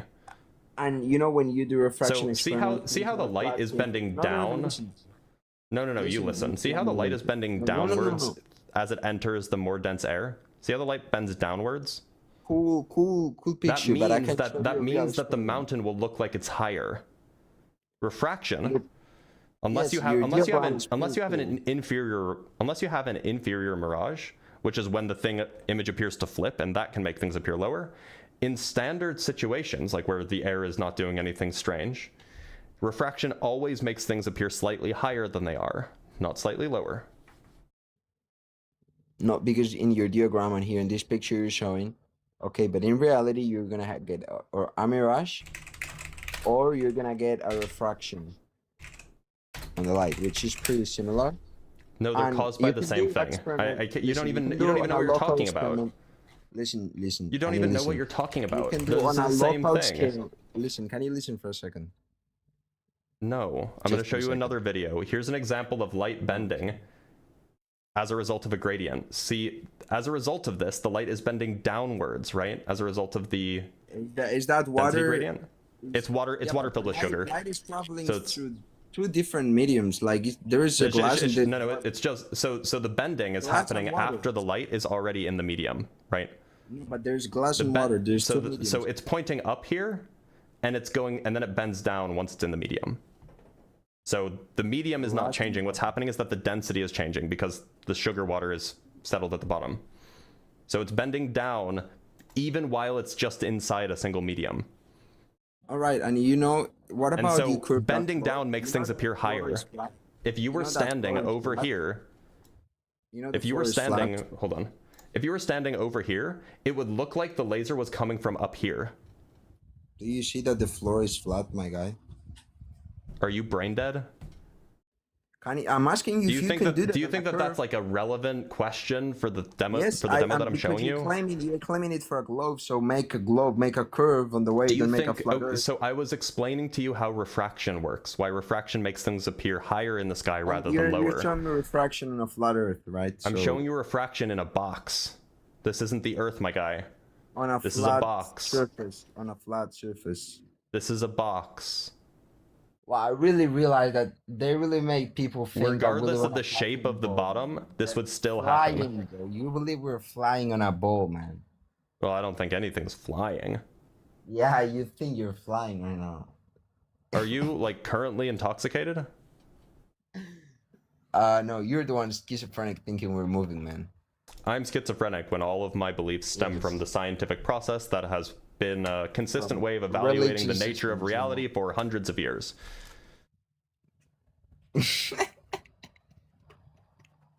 Bro, I really like you, man, because you're smart, but you go. They got you. Like, they got you. You're smart, but they got you. I think that you've been gotten, actually. I think you've been gotten. I don't think I've been gotten, man. Nobody ever thinks they've been gotten, but when you disagree with all the smartest people in the world, you might be the wrong one. Well, smartest, do you correlate smart to IQ, right? No, I'm just talking about like the people who discovered the most important things in science. It's a pretty important base for smart, for being smart. Well, if you want to talk IQ, then we can just go look at the average IQ of a physicist, which is something like 135. And so, like, every single physicist alive believes that the Earth is a globe, and they are smarter than 98% of the population. I'm gonna explain you why. They grew up believing that all they were getting teach is real, because you see that all they're teaching. So you agree that you're disagreeing with the smartest people in the world. You just think that the smartest people in the world are wrong. Not just listen, because they grew learning all about the Earth, and what they see. So is the that smartest people in the world are wrong. You're right. You got me. So It's all the smartest people in the world are wrong, and you're the right one. You think that what you're learning about outer space is real also, because you're correlating what you're learning here that is real. Look, I know what you're saying. You're just saying that all of the smartest people in the world are wrong, and you're the right one. I'm not the right one. Yeah, I mean, the Earth is actually flat, and all the smartest people in the world, all of the engineers, all of the scientists, all of the everybody, all of these people are all, even though they're the smartest in the world, they're wrong about the shape of the Earth. That's a fallacy of majority. I'm not saying that they're right because there's a lot of them. I'm saying that you should question your thoughts because there's a lot of them, and they're smarter than you. And I've done it. That's why I think. Have you done it? Why haven't you looked into this? Of course. Apparently you haven't, because you didn't even know what direction the light bends as it goes from less dense medium to a more dense medium. Well, I know what should be the curve on the Earth, and apparently not. Curve. Apparently you don't know what the curve of the Earth should be.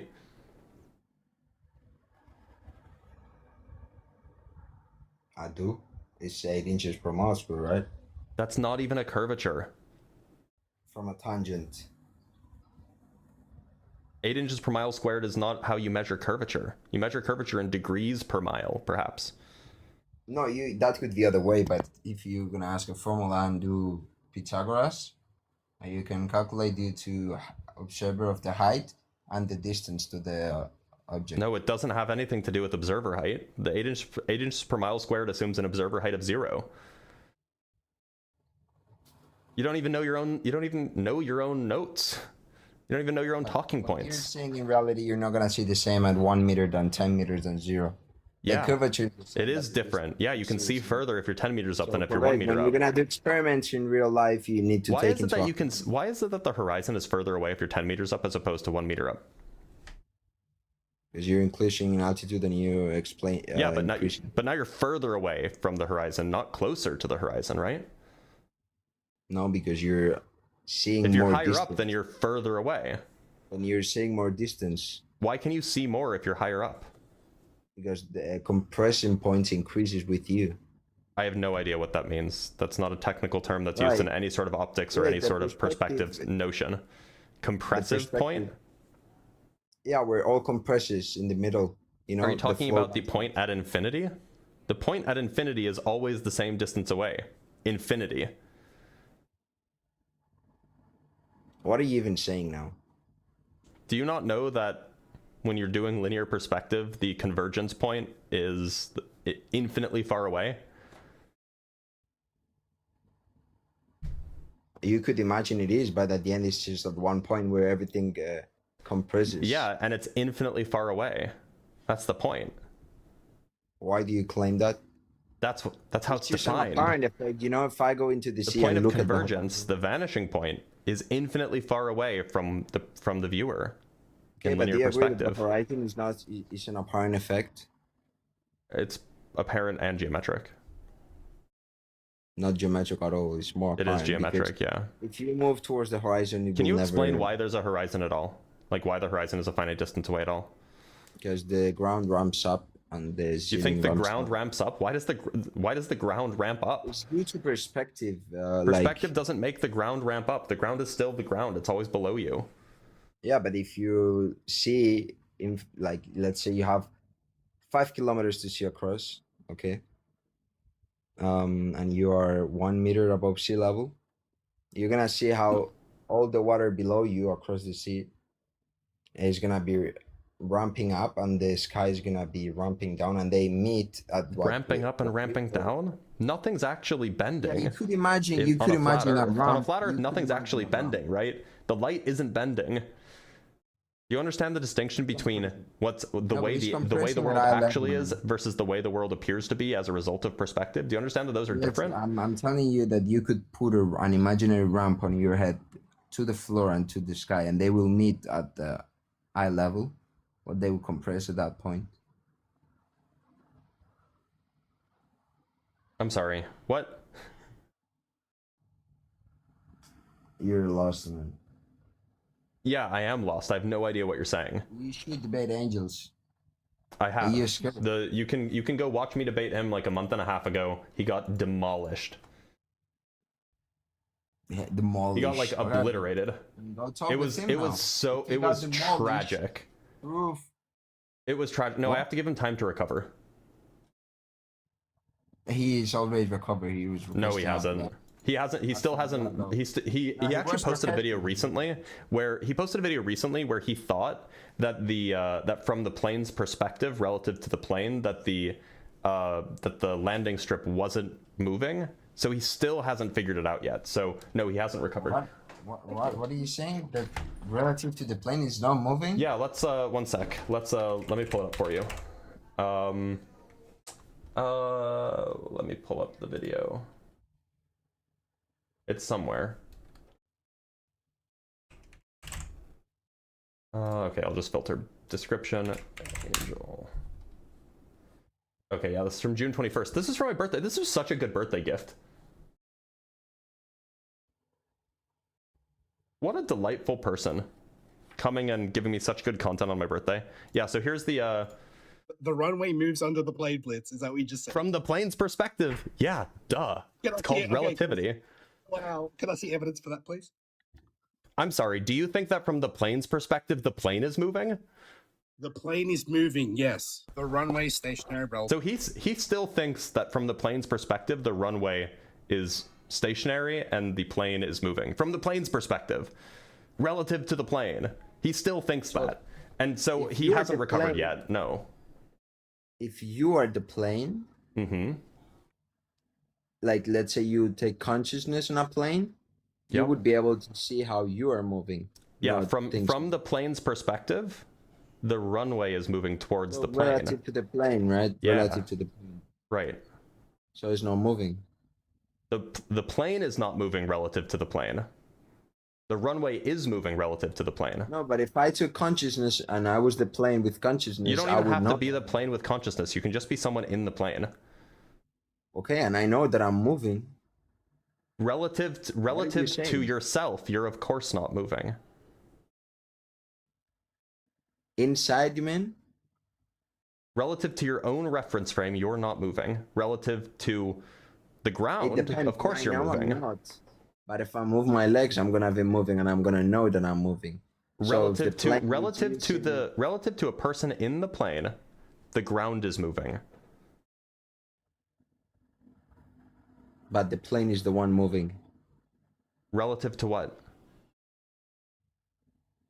To the plane and to the earth. The plane is not moving relative to the plane. So if I'm telling you again, if I took consciousness in a plane, I would know that I'm moving over a non-rotating. From your perspective, you're not moving. Everything else is moving around you. No, because I know that I'm moving. What are you trying to say? If you're moving at a constant velocity relative to something else, then from your perspective, you're not moving at all. And now you've said something different. Now you said constant velocity. Yeah, I mean, if you're slowing down, you can notice that you're slowing down, for example, or if you're speeding up, you can notice that you're speeding up. But assuming you're just flying along like on a plane. If I'm seeing through the window, you'll see that the ground is moving, not you. You can never see yourself moving. All right, so you're talking about relative to the point of view of the person of the plane, or from the perspective of the plane, relative to the plane, the ground is moving. The ground is moving, but you know that you're the one relative to the moving. plane. And Angels of Light didn't understand that. He still doesn't understand that, and I guess you don't understand that either. Relative to the person inside of the plane, not to the plane. Yeah, relative to the person inside the plane, the ground is moving, and they're not. No, not if they're just like standing or just sitting. If they're just sitting, then the plane isn't moving relative to the person. Yeah, but if they're like jogging, up and down the aisle, then yeah, the plane will be moving relative to the person. When you're saying relative to the plane, you mean relative to the person inside of the plane. It's not really relevant as long as the person and the plane are in the same reference frame. No, not really. It is. It's not the same being the plane as it is the same. Person. It is the same. From the person's perspective, as long as they're just sitting in their seat or just standing in the aisle, from the person's perspective. I'm the plane. Let's say I'm the plane, and I see through the pilot. Yeah. So if you're the plane, from your perspective, the ground is moving and you're not. I know that I'm moving because I'm consciousness. If okay, you can keep saying that if you want. That's just it's strictly false. From your perspective, you will look and you'll see, oh, the ground is moving beneath me. But because I'm pressing the motor that is pushing the plane, if I stop pressing it, I'm gonna stop going From your forward. perspective, there's wind, and your motor is just fighting the wind and keeping you in place. And if I stop making pressure, the plane then the will wind start will blow you. From your perspective, the wind will blow you backwards. And I will go down and die and go into the ground and boom. Right? Yeah, you will crash if you don't have lift, So but that's the kind of Earth unrelated. was not moving at all. I was moving and I died. No, relative to the plane, the Earth is moving. Yeah. Well, now there's no plane because it bunches with the ground. Oh my God, are you that dumb? No, but You're like, you well, said that the Earth's not moving relative to the plane anymore because the plane crashed. The plane crashed. It doesn't count anymore. All right, I think that we're done here. So the plane. I think that we're done here. We had him up for over an hour. That was a struggle. All right, let's read some super chats. Let's hydrate a little bit, and then we'll move on to our next guest.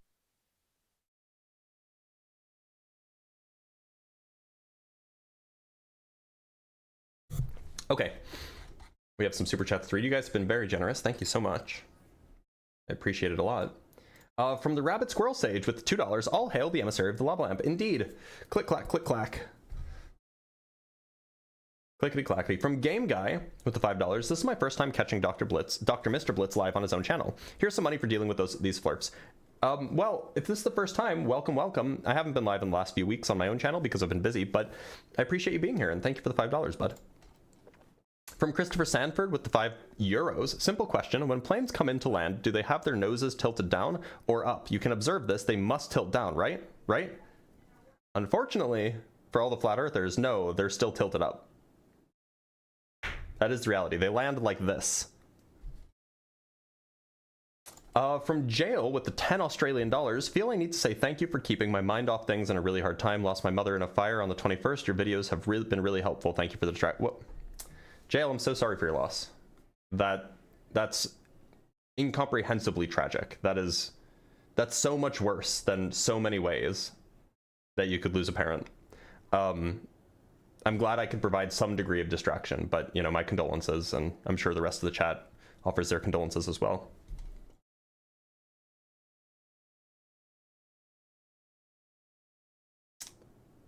That's extraordinarily sad.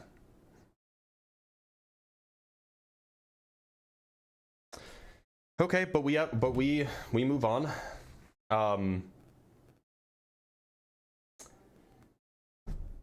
We're okay. From Game Guy again with the $5. I wonder if the caller means to ask how much distance is between the points in the photo, or am I just being too generous? I think that they're being too generous. I think that you're being too generous, rather. From Empiricist with the $5. You kind of referenced it, but I rarely see people drilling flirps on how air pressure can decrease with altitude as well. Yeah, I mean, that's something that needs to be explained by them, of course. From Mike with the €5. Do flirps have a position on the helium resources depleting because it's escaping into space, even if their system is closed? Appreciate your work, man. Oh, I doubt that they think that that's even happening. Right, I doubt that they think that that's even happening. From Lycon with the 500 yen. Mr. Dr. Blitz, actually my beard doesn't have any tides right now. This is proof that Jesus is flat and he created anime waifus. Obliterated. True. It's true.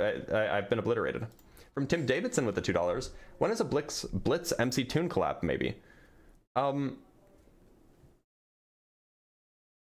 feel like I was on his show fairly recently.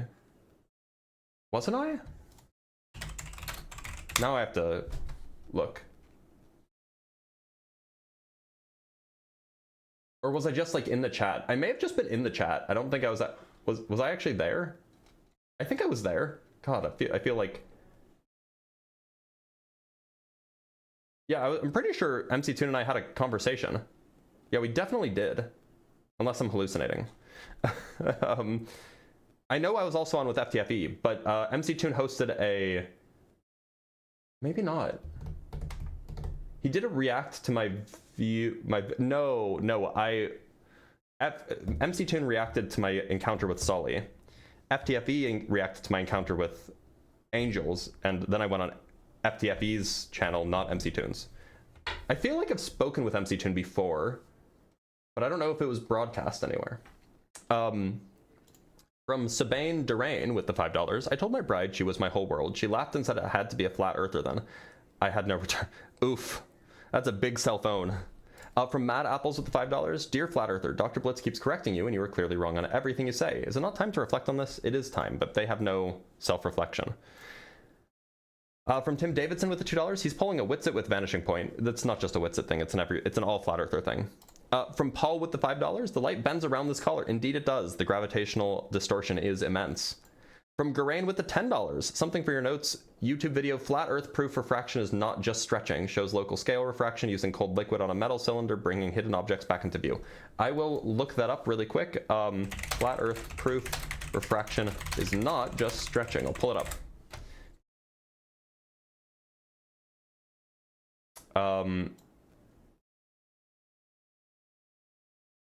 Is this guy a flat earther? Did he like just accidentally debunk himself? Oh, that's actually really cool. Like you can actually see more. That's neat. I'll add it. From Pete's with the $5. This guy's so dense, everything falls away from him. Oof. All right, that's all. Actually, we do have some cash apps. From Shay with the $20. For entropy has become the new Einstein quote, and another $20 for I've been so unproductive without you. I'm sorry, Shay, but I'm glad that you can be more productive. We also got a super chat or a cash app from Rob with the $2 for welcome back. Well, it is good to be back. I will assure you that much. I just want to double check, make sure I haven't missed anything else. And then we'll bring on our next guest, which would be Kotamon. Let's bring up Kota, or actually, I think that we might have a guest from, no, we don't have a guest on Discord. Okay, let's bring up Kotamon. Kotamon, how's it going? Good, how are you? I'm doing all right. Kotamon, what shape do you think the Earth is? I'm not gonna lie, I don't have like a set thing I believe it is. Like I wouldn't say it's flat, but I wouldn't also say it's a curve. I feel like there's too much to like say exactly what shape it is. But if I had to choose, I'd say it's more like it is like a sphere, but I'd kind of like use the picture in the back, but it like encompasses it all. Yeah, you think that it's something like, one sec. You think it's something like this, right? In a way, but yeah, not that exact picture. Not that exact picture, but there's like the flat Earth and then there's like the dome over it. Yeah, even if like the Earth itself, even like maybe it could go down a little bit in the middle and the outer edges be raised up more, so it kind of gives the illusion that we are on a sphere. I don't know if you've seen the middle was lower than the edges, then it would look like that we're not. It would look like we're on the opposite of a sphere. It would look like the ground is curving up away from us. It would, but if it was so far out that we couldn't see it, then it wouldn't look like. So you're saying it's like kind of like a bowl with like a clear bit above it. Okay. Yeah. Why do you think that? I just feel like I'm gonna use like the flat Earth logic. I feel like there's just too much to show that there's not really like too definite proof of curvature. Like, yeah, you can see too much to show that there's not. Yeah. Like what? I mean, like, I feel like just the reflection of the sun. Like, you were bringing it up before. You were bringing it up before, like the sunset. When I feel like the sunset sitting on the ocean, you can see like a straight line of the reflection. But if you were doing that on a curve on a globe, it wouldn't have that straight line of reflection. It would bounce off the curvature of the globe. Wait a minute. Why would you get a straight line if the Earth were flat? Because the sun would be hitting straight down on the ocean. So it would just make a point on the. It would just make like you would just have like a blob, not like a. Like you said, a flashlight like close to the the table, you're gonna get that beam. Why wouldn't that happen on a globe? Because there's curvature. So you go low enough, that beam wouldn't stretch all the way across to the other side. It would just hit that point. The sun isn't just a point. It's not just a point of light. It's like a big disk of light. And so you'll have the top part of the light is able to go further. And so that's going to be the front bit of the light from the top of the sun will be the front of the part that's closest to you, and the light that's furthest from you will be from the bottom of the sun. It'll also be from the top of the sun, but the light that you're seeing that's closest to you will be the one that's, from the top part of the sun, because the sun is not just a point, it's like a big disk. Yeah, I see what you're saying there. so it can kind of spread out along the curvature. Okay. I don't got too much. I just wanted to get up here and have some conversation. The other thing I heard that you was mentioning about was the stars, and I feel like the other dude was on the right track. He said that was he when the astronauts come back and try and talk about this stuff, a lot of people or a lot of the astronauts like say different things. So some of them say that they can't see the stars. Some of them say that it's just pitch blackness and they can't see no stars. Right. There's a lot of contradiction between astronauts who have quote unquote been to space. Just to be clear, there are different scenarios in which you can see the stars or can't see the stars, right? Like if you are inside, let me give you an example. If you're inside your room with all of the lights turned on, like inside your bedroom or your office or whatever, and it's nighttime and you look out at the sky, you're not going to see any stars, right? Because your eyes aren't adjusted for the darkness. The stars are too dim. The lights in your room would be too bright. On the other hand, if your eyes are fully adjusted to the dark, then you could see stars. So, for example, if the capsule that they were looking out from was very bright, then they wouldn't be able to see the stars. But if they turned off the lights inside the capsule while they're in space, then they could see the stars. So, like, that's just one example of the way that the situations could be different to affect whether or not somebody sees them or not. So a question for that is, like, the sun is a star, correct? Yep. Very close. So if the sun is able to produce enough light for us to still be able to see it that whole time, whether it's dark or bright. Daytime? Yeah, I'm saying, like, if you're in outer space, you're seeing the sun regardless. Like if you're unless you're on the other, unless you're behind the Earth, right? Okay, if you used it like that. Well, yeah, I guess in that way. But even in that scenario, the other stars should still be the other stars are way further away. But if we're on Earth and can see the stars, you don't think you'd be able to see them in outer space? You can only see the stars if your eyes are adjusted for it, right? Like, again, just be on Earth. Like, if you have an office with a window or a bedroom with a window, just turn all of your lights on to like their normal daylight level. I have like 8 lights or 5 lights in this room because I record and stuff. But if I turn all of these on, even if it's nighttime and I look out at the sky, I'm not going to see anything. My eyes are just not adjusted to the darkness. I don't know. I understand what you're saying about your eyes not being adjusted to darkness, but like you can go out in the daytime when the sun just starts going down, you can see the moon with a couple stars around it. Well, it depends. So in that case, stars we're seeing. So there are certain stars that are, or certain, Venus is not a star, it's a planet, but Venus is extraordinarily bright. It's also significantly closer, and so you can actually like resolve it in the sky. It's not like a pinprick of light. It's significantly brighter than even the brightest stars. So Venus you can see even as the sun is going down because it's the brightest thing in the sky. Jupiter is also extraordinarily bright, also way closer to us than the other stars. So those things are bright enough that you could in principle see them even if your eyes aren't fully adjusted to the darkness. There's some very bright stars that you can see better because they're brighter.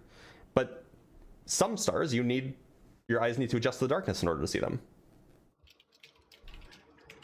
So you said like we can see other planets sometimes during the daytime. Venus and Jupiter, Venus, Jupiter, Mars. I think you can see Saturn with your own eyes. So my question is, like, those are planets. Yep. What gives those the illumination that we don't have?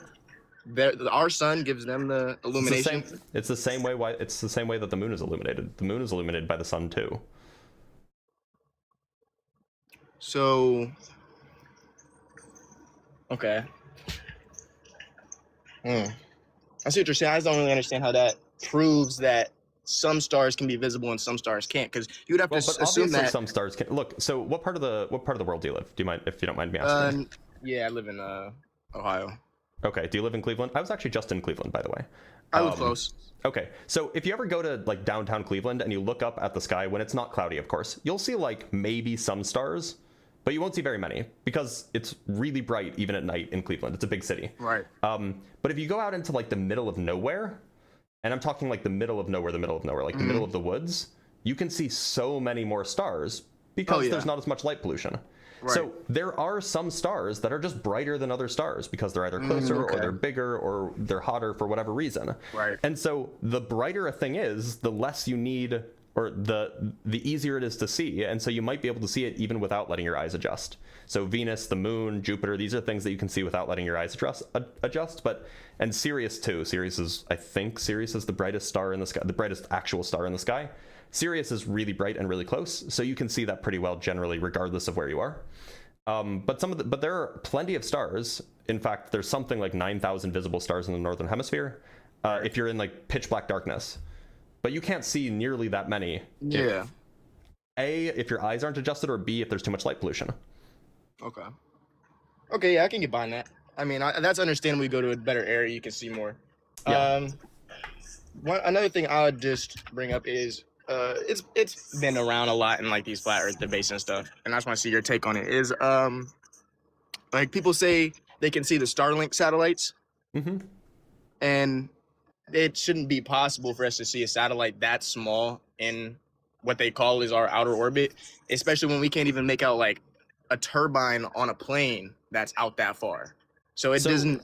I don't know if people can see Starlink. I haven't, and I'd be a little skeptical. Maybe if you're in a really, really dark part of the world where like you can see very dim things, but I'd be a little skeptical of this. But as a good example, you can see the International Space Station, if weather permitting, of course, and if you're in a dark enough place. And that I've seen with my own eyes. But the point is that satellites, unlike airplanes, satellites are intentionally, are perhaps not intentionally, but satellites tend to be very shiny.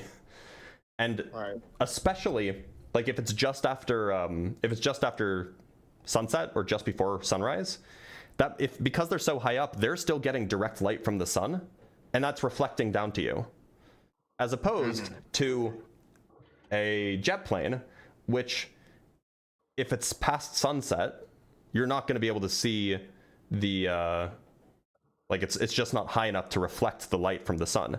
And the point is the reason why you can see the satellite, whether it's the ISS or a Starlink or whatever, the reason why you can see it is because it's a bright dot of light, the reflected sunlight off of the metallic body, surrounded by darkness.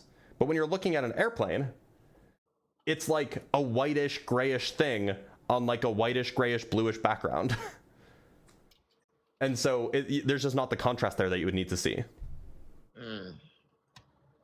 Yeah, I'm gonna try and see real quick.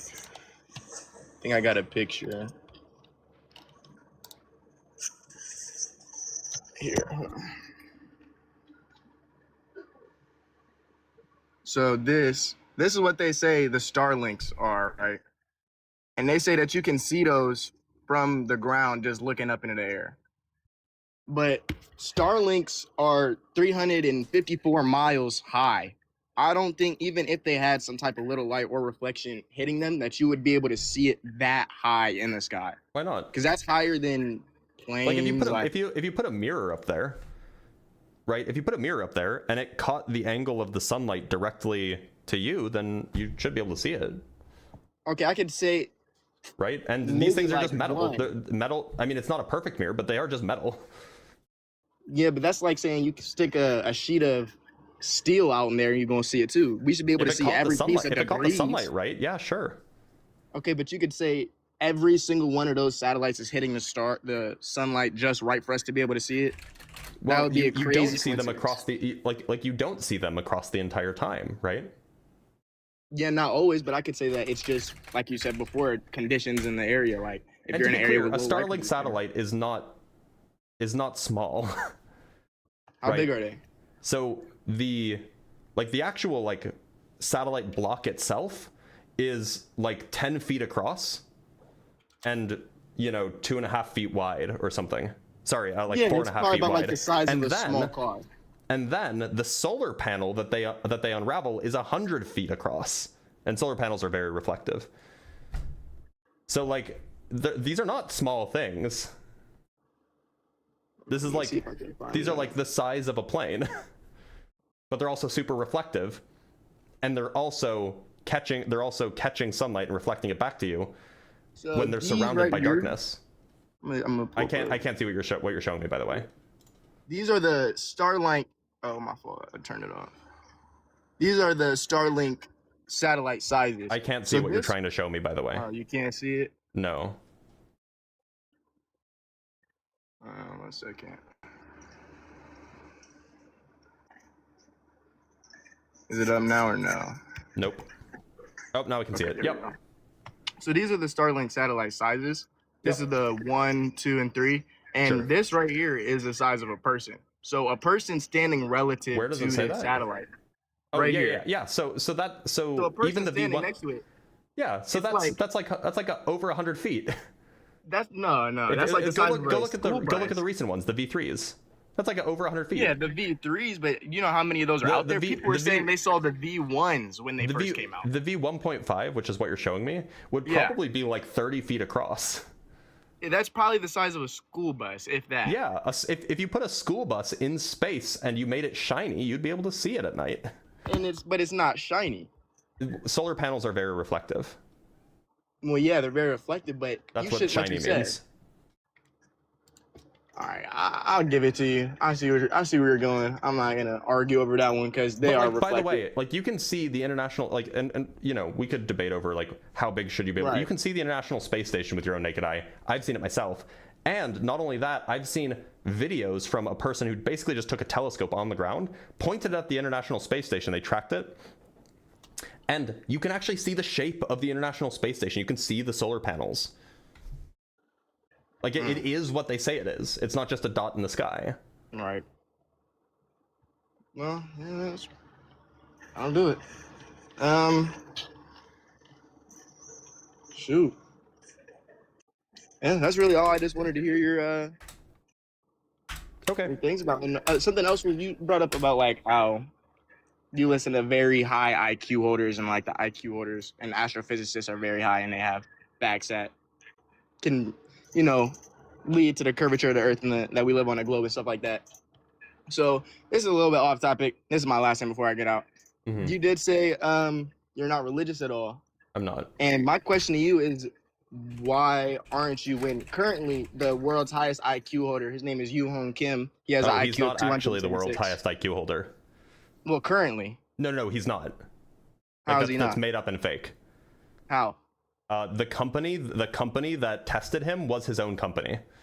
The test that he took was not the standard test. Was he basically he designed a test, and then he took the test and he said, I scored the highest. Look at me, I'm the smartest guy in the world. Like, I don't know why anyone would trust that. About that. That's crazy. Yeah. Okay, well, I actually appreciate you for letting me know that. I'm gonna dive into some more research. I appreciate you for being keeping it real. I like your content, man. Keep it going. Thanks, man. Take care. You know, I appreciate the curiosity. It seemed like he was coming in good faith, so I appreciate that. All right, let's read some super chats, and then we'll bring up our next guest. From FF9S. Oops, let me hide that. If you have time, can you explain how helium reaches escape velocity? I know it's a concern that we're losing helium, but I literally can't wrap my head around how it's escaping the upper atmosphere. Well, the idea is that when you have molecules bouncing off of each other, sometimes the atoms really bouncing off of each other, sometimes those atoms will gain energy, and one will slow down and the other one will gain energy, and sometimes one will speed up. Or so like the point is a bounce can either equalize energies or it could split energies, and it just depends on the dynamics of the bounce. And so what can happen is that occasionally a helium atom, which is already very light and already traveling very, very quickly, that helium atom can bounce into something, steal its energy, and then just get kicked off to really, really high speeds because helium is very, very light already. So that's the kind of thing that can happen. In fact, this is how evaporation happens. Even though you need a certain amount of energy in order for a water molecule to escape from liquid water, those water molecules are bouncing off of each other. And so sometimes one water molecule will steal just enough energy from a nearby one, just from bouncing off, that it has enough energy to escape, to evaporate, to boil off, even though it's not even at the boiling temperature. From Lycon with the 200 yen, but have you ever thought vibes and nuh-uh? I have thought of that. From Garain with the $5, you can 100% see Starlink. When they were first deployed, they formed a string of a dozen or so passing over all at once. That's neat. I've just never seen it, so you know, I can't comment. From It's Not Me, It's You with the $5. Loved your live with Justin. Great comedic duo guys make. More collabs. I learned so much from both of you. Yeah, no, working with Justin was great. There would have been more, but you know, Justin had a tragedy in the family, and so, you know, he needed space and he needed to handle that. So, you know, but it'll happen again. This isn't the last time that I'll be visiting Ohio and hanging out with Justin. Maybe eventually we'll bring him over to Arizona. Who knows? Just gotta close out of that. Okay, gotta. Cool. All right. Let me just double check for other things really quick. Okay, so I think that we're good to go to bring up our next guest. We have no guests on Discord. That's fine. So let's bring up Kantbot. I don't think that Kantbot's a flat earther though. Yes, hello, sir. Kantbot, you're not a flat earther, are you? Yeah, I just want to take it. Can you give me like a measurement of curvature, please? A measurement of curvature? Yeah. It's 1 degree every 69 miles. All right, is that going to be like an empirical fact? Yeah. So is it going to be like synthetic or is it going to be analytic? It's synthetic. Okay, do you think it can be derived like in principle a priori or no? Probably not. It's an empirical fact. Okay, so you think it's like synthetic a posteriori? Sure. But you don't think that like the a posteriori identity of the fact is going to be a necessity, even if we're like entailing like the secondary necessity? Depends on whether or not you're a necessitarian or not.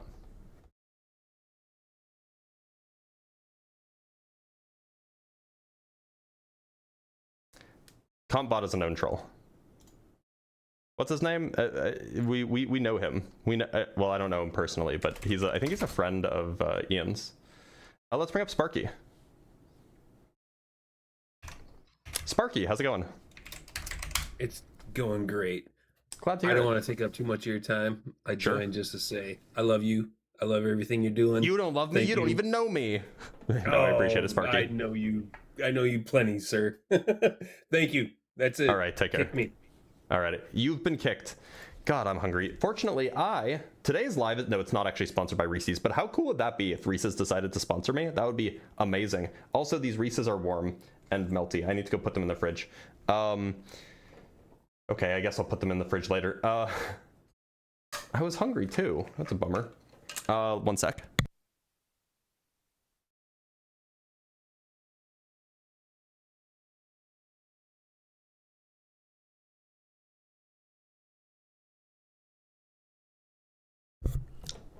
Yeah, putting them in the freezer or in the fridge, it's so good. It's so good, right?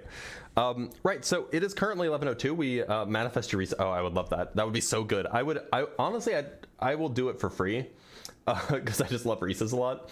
Also, I recently found out that I'm celiac, and Reese's are certified gluten-free. So I'm happy about that because they are my favorite candy. But we currently have no guests. So what we need is we need to either find a flat earther, and there were a bunch in there before, but I guess they all had the patience of a 2-year-old, so that's a thing. Or we can change topics, which we might do in 5 minutes or so if nobody comes up. In the meantime, if you like what you're seeing, consider supporting, right? This is one of the ways that I earn income, doing live streams, doing educational live streams, if you can consider this educational, doing debunking live streams, doing debate live streams. There are other ways, of course, by publishing and recording and editing videos, educational videos and debunking videos and the like and the kind. But if you want to support me, there are many, many, many good ways to do so. Cash App is probably going to be the most direct way without taking a whole lot of, without platforms taking a whole lot of money. But if you want your message read, then super chats are the way to do it. In fact, we have 2 super chats from Masterminer. One from Masterminer for $2. Is the Earth the shape of a Reese's cup or piece? It's neither, but topologically equivalent. And from Unpopular Nikki with the $5, I miss your KSV playthrough streams. Those should be starting up again soon. I just need to actually have time on Saturdays, and I haven't had time on Saturdays for a while. That's all. So it happens. All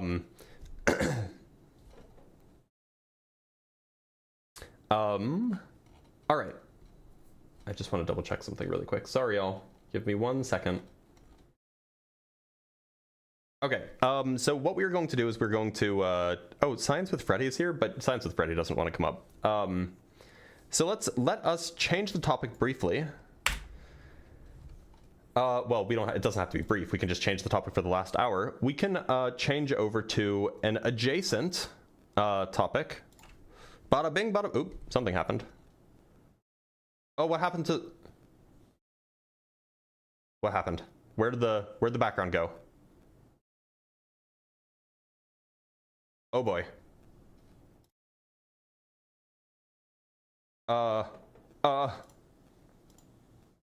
Why is the background gone? Oh, I don't like that at all.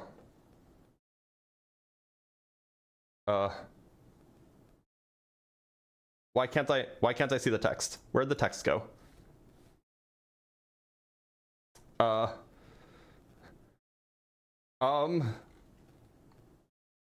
Okay, I guess we're gonna do this topic.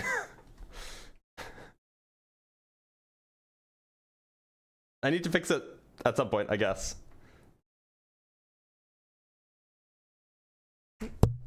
This is adjacent enough, right?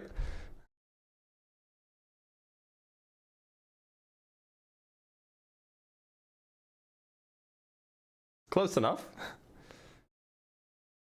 Yeah, no, on the vertical stream it wasn't working.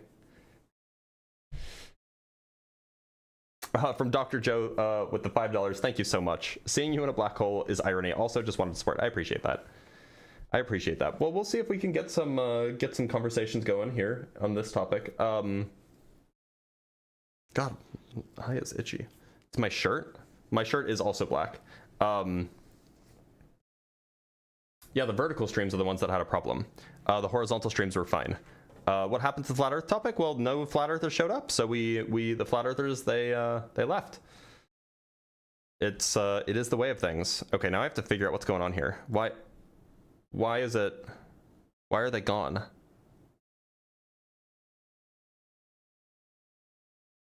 He ran away?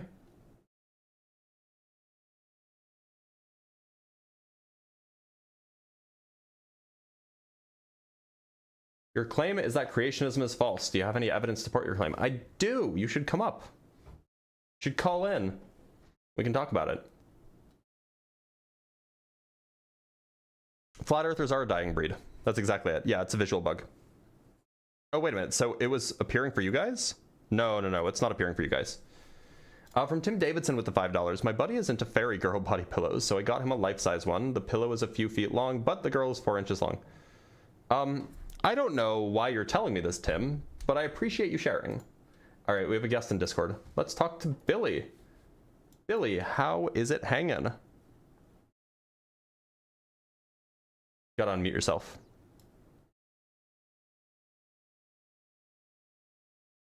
Billy? Billy. Billy.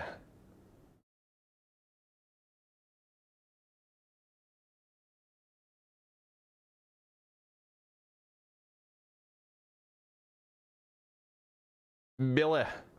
Oh, he left. Okay. From Pensive with the $20. Good to see you back, Doctor. I picked up a new telescope. Wink, wink. Thanks for the new hobby. I'm glad that you picked one up, and I hope that you enjoy it. If you guys don't already know, I've been sponsored by Dwarf Labs. There was a video that I made a few weeks ago for them. And honestly, this background, if you can see it in the horizontal, you can't see it in the vertical. But this background, if you see it in the horizontal, that was taken by the telescope that they sent me. And so, like, I'm just obsessed with the thing. The thing is so cool. Like it's absolutely rad. Would recommend 100%. Even if I wasn't getting paid, even if I wasn't getting 8% or whatever of each sale, I would recommend it anyway because it's such a cool product. So yeah, here's me shilling. But also consider it. From Jeebus Fish with the $2. How you feel about Reese's Pieces? Yay, nay, meh. I like Reese's Pieces, although I don't know if I can have them anymore. So, and from Detson with the $2. Thank you so much, Detson. What is it? It's just so you should go watch the video that I posted, and then you can go check just check the link tree in my bio. There will be a link to the Dwarf Lab thing that you can check out. The telescope is called the Dwarf Mini. It's super cool, super fun. I would go get it, but it's in the other room. Can I bring the telescope on stream? Yeah, I could, but maybe I'll do that on an Ask a Physicist day. Maybe I'll do that in the middle of next week. Not today. Because today is a debate live stream. At least it would be, if we could find any debaters. Yeah, those digital telescopes are really easy to use. It does feel like cheating, I agree. But I'm a noob at telescopes, so I'm happy with that. Okay, we're gonna change topic one more time. I don't know why the vert isn't working. I'm gonna have to do this live. We're gonna have to set up a background live.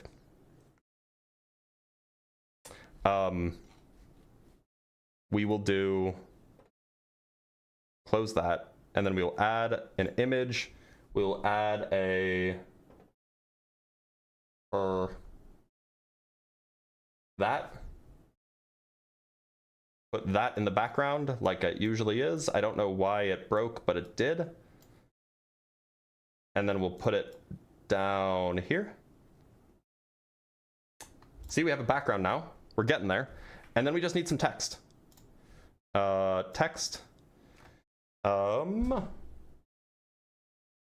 There's one piece of text. And then we'll add another piece of text. There's another piece of text. And then we got to add a third piece of text.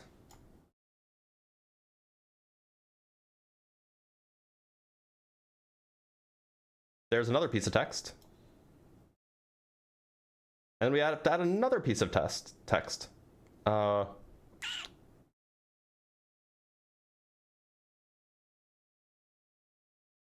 we go. We did it. We did it. Oh, it's a little bit too wide.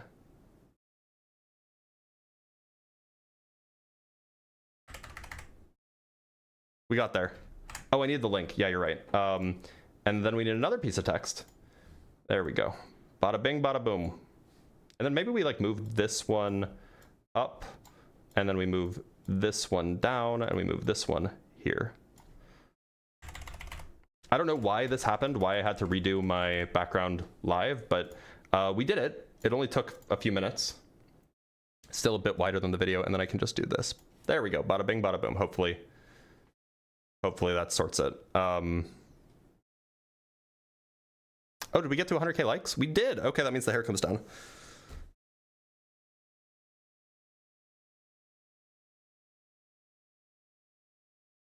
It is not a fine mic. It's a HyperX Quadcast.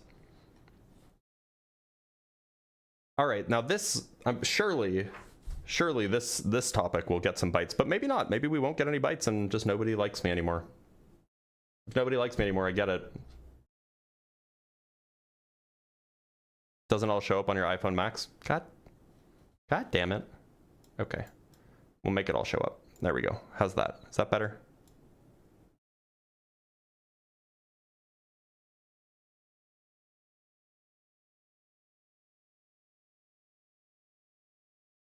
My stomach is a rumbling. Turns out I can't eat my normal things that I would normally do when I eat breakfast because of the celiac stuff. So I can't eat my normal breakfast, which is kind of a bummer.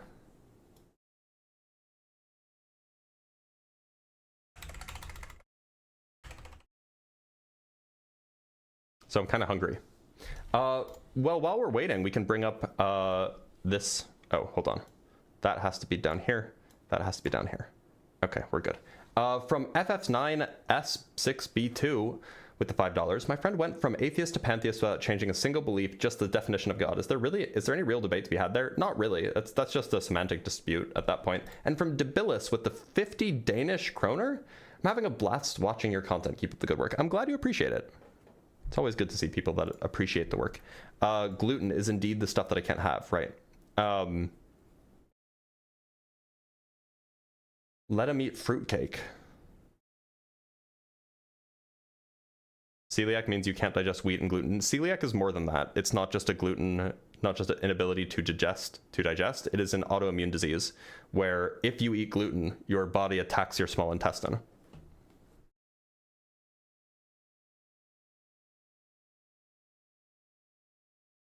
So it's a thing.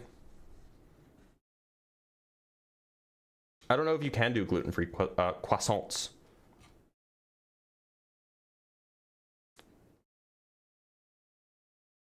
What is that? What's the Jimmy Neutron thing? Are you going to finish your croissant? Something like that. Did I just? Yeah, I just found out I had it on Wednesday. Last Wednesday.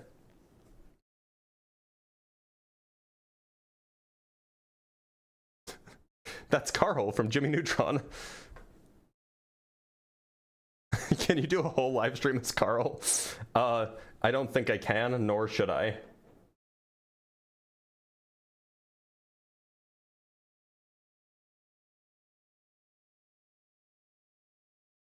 Oh yeah, I was in Pennsylvania for a conference, and then I was in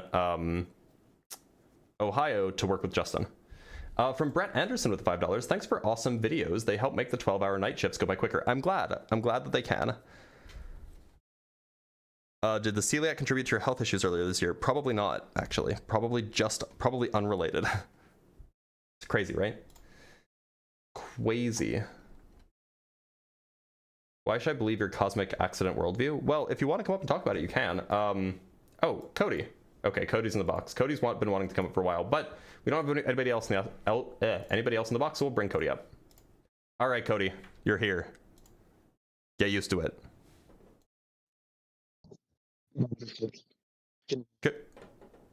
Cody, can you hear me? Can you hear me? Yeah, I can, but you're kind of quiet.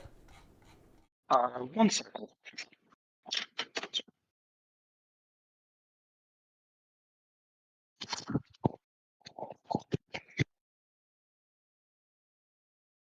Can you hear me any better now? Hope so.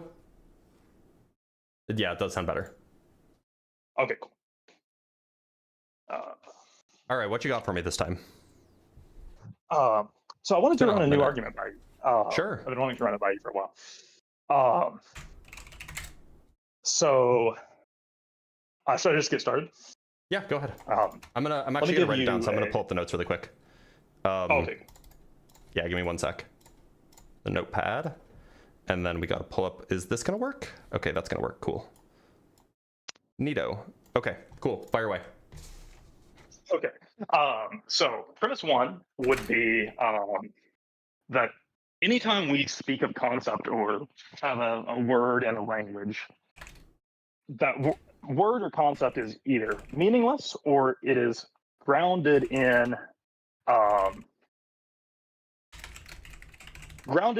some either external or internal experience. That's basically like Kantian ideas from there. Sure. And of course there could be like nestings. It doesn't have to be direct. Sure.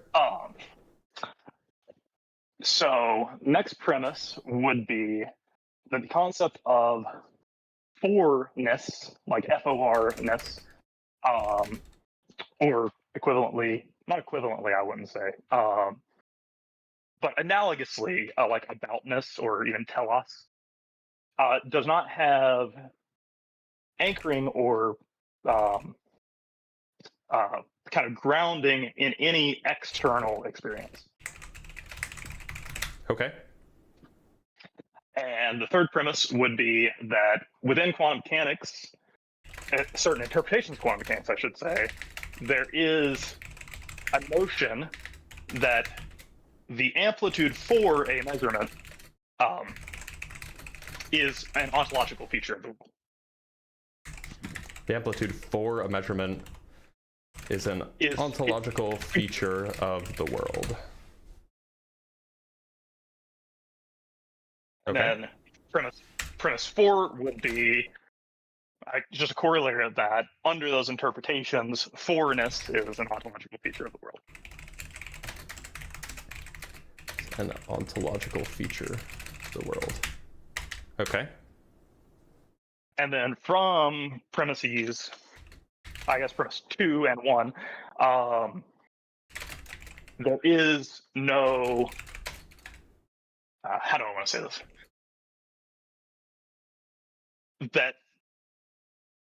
So the internal mental experience, and I think it follows that it's not a human internal mental experience, is an ontological feature of the world. Kind of on a more foundational level than humans, because quantum mechanics is on a more foundational level. Humans, of course. I don't see how this follows. I don't even know if this argument's valid. Like it could be, perhaps it could be made valid, but it's definitely not valid now, as expressed. So let me. So you're trying to say that. So you're trying to say that the concept of forness does not have anchoring and grounding in any external experience, and so from P1 and P2 you're trying to say that if you're trying to say something like the concept of forness must have grounding in internal experience, Yes. And then you say that certain interpretations of quantum mechanics imply that that there is a fourness, an ontological feature of fourness. Yep. And therefore, fourness. I guess you're using P3 and P4 just to say that there is a concept of fourness. I would say more than that. Right? I would say that fourness is not. There is a concept of fourness. I mean, I don't think anyone would deny that. It's that fourness has kind of a foundational status. I don't even know so I mean, I'm just trying to get the actual like structure of the argument down. So like, and because I have contentions, but we can talk about those in a minute. Right. So when you're saying, so you're saying that, so what are P3 and P4 doing for your argument? What are you trying to? So maybe P3. So to make this actually completely valid, maybe P3 should say, under certain interpretations of quantum mechanics, the amplitude 4 measurement describes an ontological feature of the world that is independent of human minds. And then I'll go from there. Okay, but that's so like P3 and P4 don't like. It sounds like all you want P3 to be is something like P3. P4. It sounds like all you want P3 to be is something like there exists, or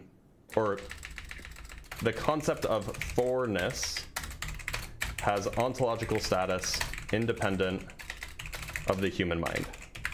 It sounds like that's what you want P3 to be. And then P3, or what your old P3 and P4 are just like support for P3. Okay, yeah, we can frame it like that. That's fine. So it's something like, and I'm just gonna, well, okay. So you want to say, okay, so any concept or word is either meaningless or it's grounded in some internal or external experience. You're saying that it's not grounded in any external experience.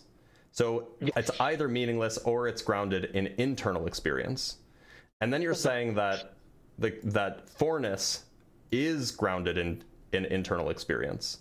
Therefore, internal mental experience is an ontological feature of the world. Is that roughly the idea? Yes, exactly. Independent of human.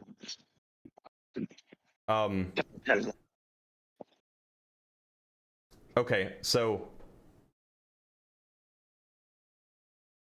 Okay, sure. Okay, I think I get what the structure of the argument is trying to say. I still have no idea what fourness means, what the concept of fourness even is.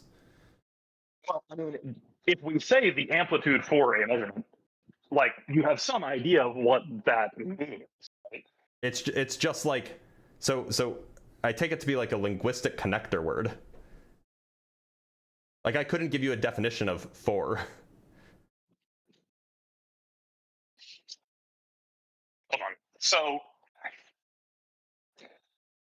I mean, I could give you maybe synonyms like of, but like, yeah, like that doesn't. I don't think that those are actually pointing at anything. I think that they're just linguistic connector words. But I do think it's pointing at something, because the amplitude for a measurement is not the measurement itself. The amplitude and the measurement are not each other, but no, they're it's related. just a relation. It's just a relation between a something and something else, right? This relation is what we use the word fourness for. Whatever sort of relationship that is what we mean by fourness. But fourness isn't the thing that has the status. It's the relation that has the status.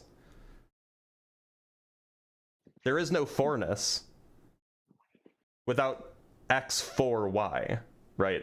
Fourness is not a thing on its own. And so I don't think that, even if you take one of these interpretations of quantum mechanics, I don't think that you could say that those interpretations of quantum mechanics ground fourness. They ground amplitudes for something as ontological. But fourness is not the thing itself that has ontological status. I guess I can argue that the amplitude, that the relationship doesn't exist without, it doesn't have meaning without whatever this kind of connection is. But the relationship is not the thing that needs meaning. How do you mean?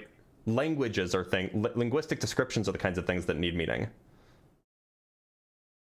but this kind of, so the reason I wanted to frame it this way is because I think this goes deeper. I think it is that if we want the amplitude for a measurement to mean something, that concept of that relationship, whatever we're trying to say, if it has meaning, that relationship we're trying to get at has to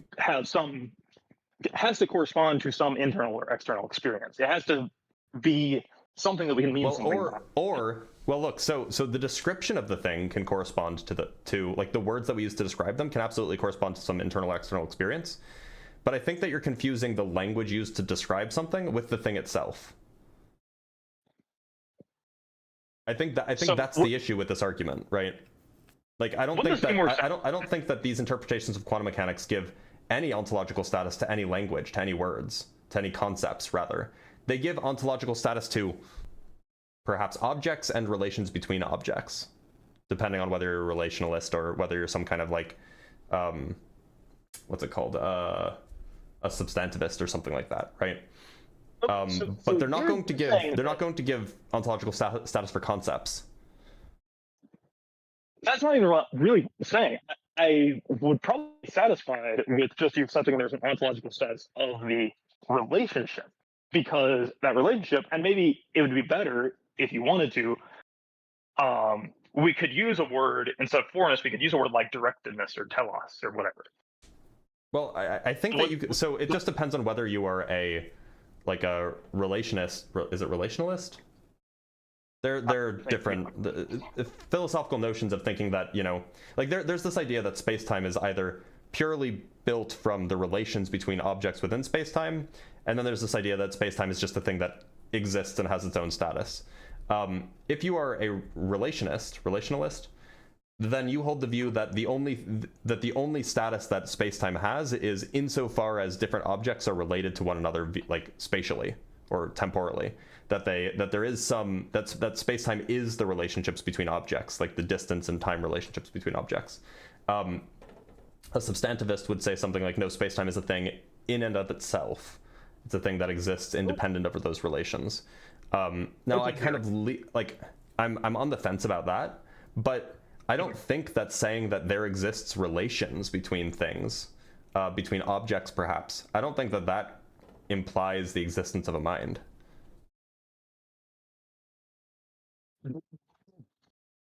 You thought it, maybe let's go start. You thought it demonstrated. Sorry, you're cutting out again. One more time. Sorry.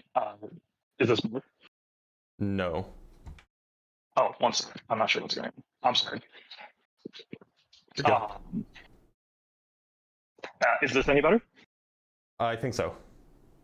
Okay, cool.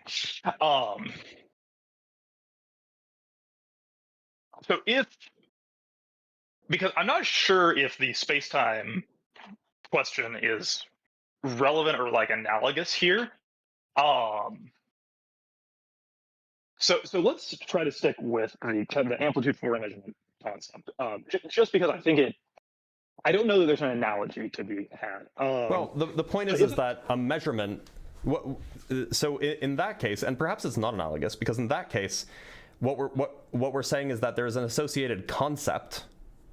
This is the amplitude, or an associated quantity associated with a particular action, right? Well, and now, depending on your interpretation of quantum mechanics, that concept is referring to a thing that actually exists. It's referring to some physical thing. Exactly. Sorry? I said exactly. Yes. Like that's the point. And so the point is just that physical thing. That physical thing is somehow probed by a measurement, and the amplitude is the outcome of that measurement. The amplitude is a number, so you do a measurement, and then there's a little dial on there's a little pointer on a dial, and that pointer moves to a certain place, and we call, when that pointer moves to a certain place, we call that the amplitude. It's like the number. We associate like this concept of number to this outcome of a measurement. But what's really happening at a relational level is that you have a device, some kind of device, is acting upon some, maybe it's an electron, whatever it is, And those two things, there's a relation between those two things. They're interacting in some way, and it's causing a change perhaps in both. And what we call the amplitude is our conceptual association with the reading on the dial. Like the idea is, and like, you know, perhaps you can say that there's like some 9-ness or 13-ness that exists independent of the mind or something like that. And then you could say, oh well, the amplitude actually is the wave function actually is capturing something like a number, like it actually is a number abstractly. But that's not a view that you have to take regardless of your preferred quantum mechanics interpretation. So I would push us. So it doesn't seem like saying that the measurement just probes whatever kind of this physical quantity is fully satisfying.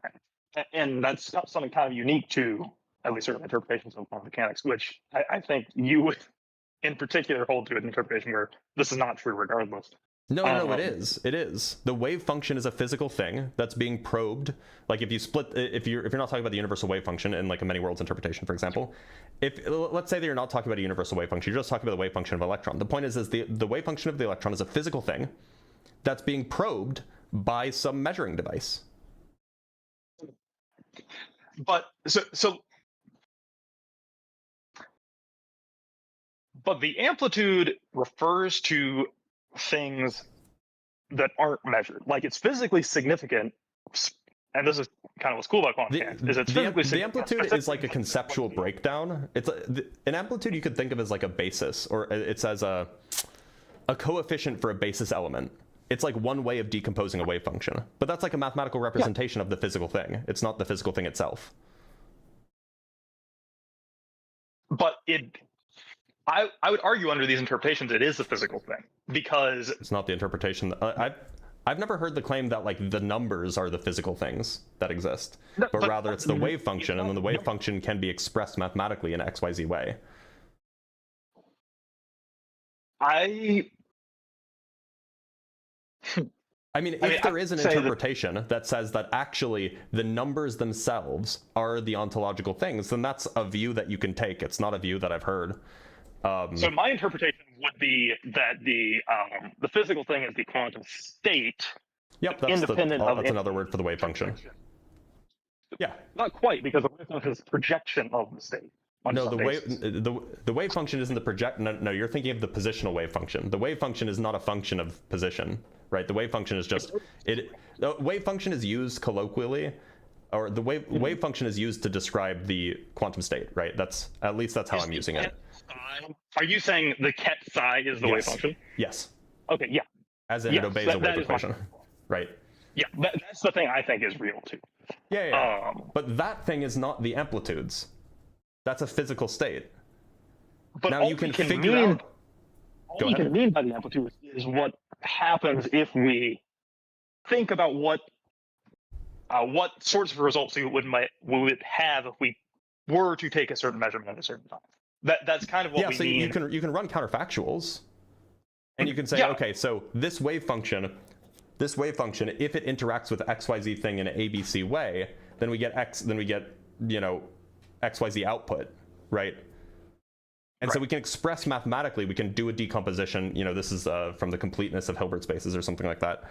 You can do a decomposition into the basis of some measurement, and you can express you can write down a formula for your wave function that captures the features of your wave function using these amplitudes. But that doesn't mean that the amplitudes are the wave function or that they exist. It's like, so a good example of this would be like saying, if you do, let's say that you have some sound wave. It would be like saying, like the sound wave of me talking. It would be like saying, well, you could take the recording of me talking, you could do a Fourier decomposition of it, and you could see that it contains a sine wave that has, 800 hertz. And then you would say, the 800 hertz sine wave has ontological status. Like, no, it doesn't. The composite sound wave is the thing that exists. You can decompose it however you want, mathematically. I do think this is kind of a more foundational interpretation issue between us. Possible. So here's an example that I like, because this is a paper I wrote recently. Are you familiar with like a nonlinear interferometer? No. Okay. So basically, if you put nonlinear crystals in series where SPDC can happen, spontaneous parametric conversion. Spontaneous parametric down conversion, yep. And spontaneous parametric down conversion is a very unlikely process. Yep. And so it probably won't happen in any two of the crystals. So for any photon pair you get, you have an ambiguity about which crystal in that series produced it. Sure. And each of those crystals is associated with a phase. And so by adding those up, you get, of course, different measurements. You get interference fringes in what you measure. You're like putting your photon through a double slit, and then you have two different crystals, one in front of each one, and they'll have different phases because they're going through different slits. And then so is that the setup that you're considering here? It's actually the nonlinear crystals themselves are stacked in series. So if they're stacked in series, you get an extra phase factor just based off of whether it's the first or the second crystal. Yes. Okay.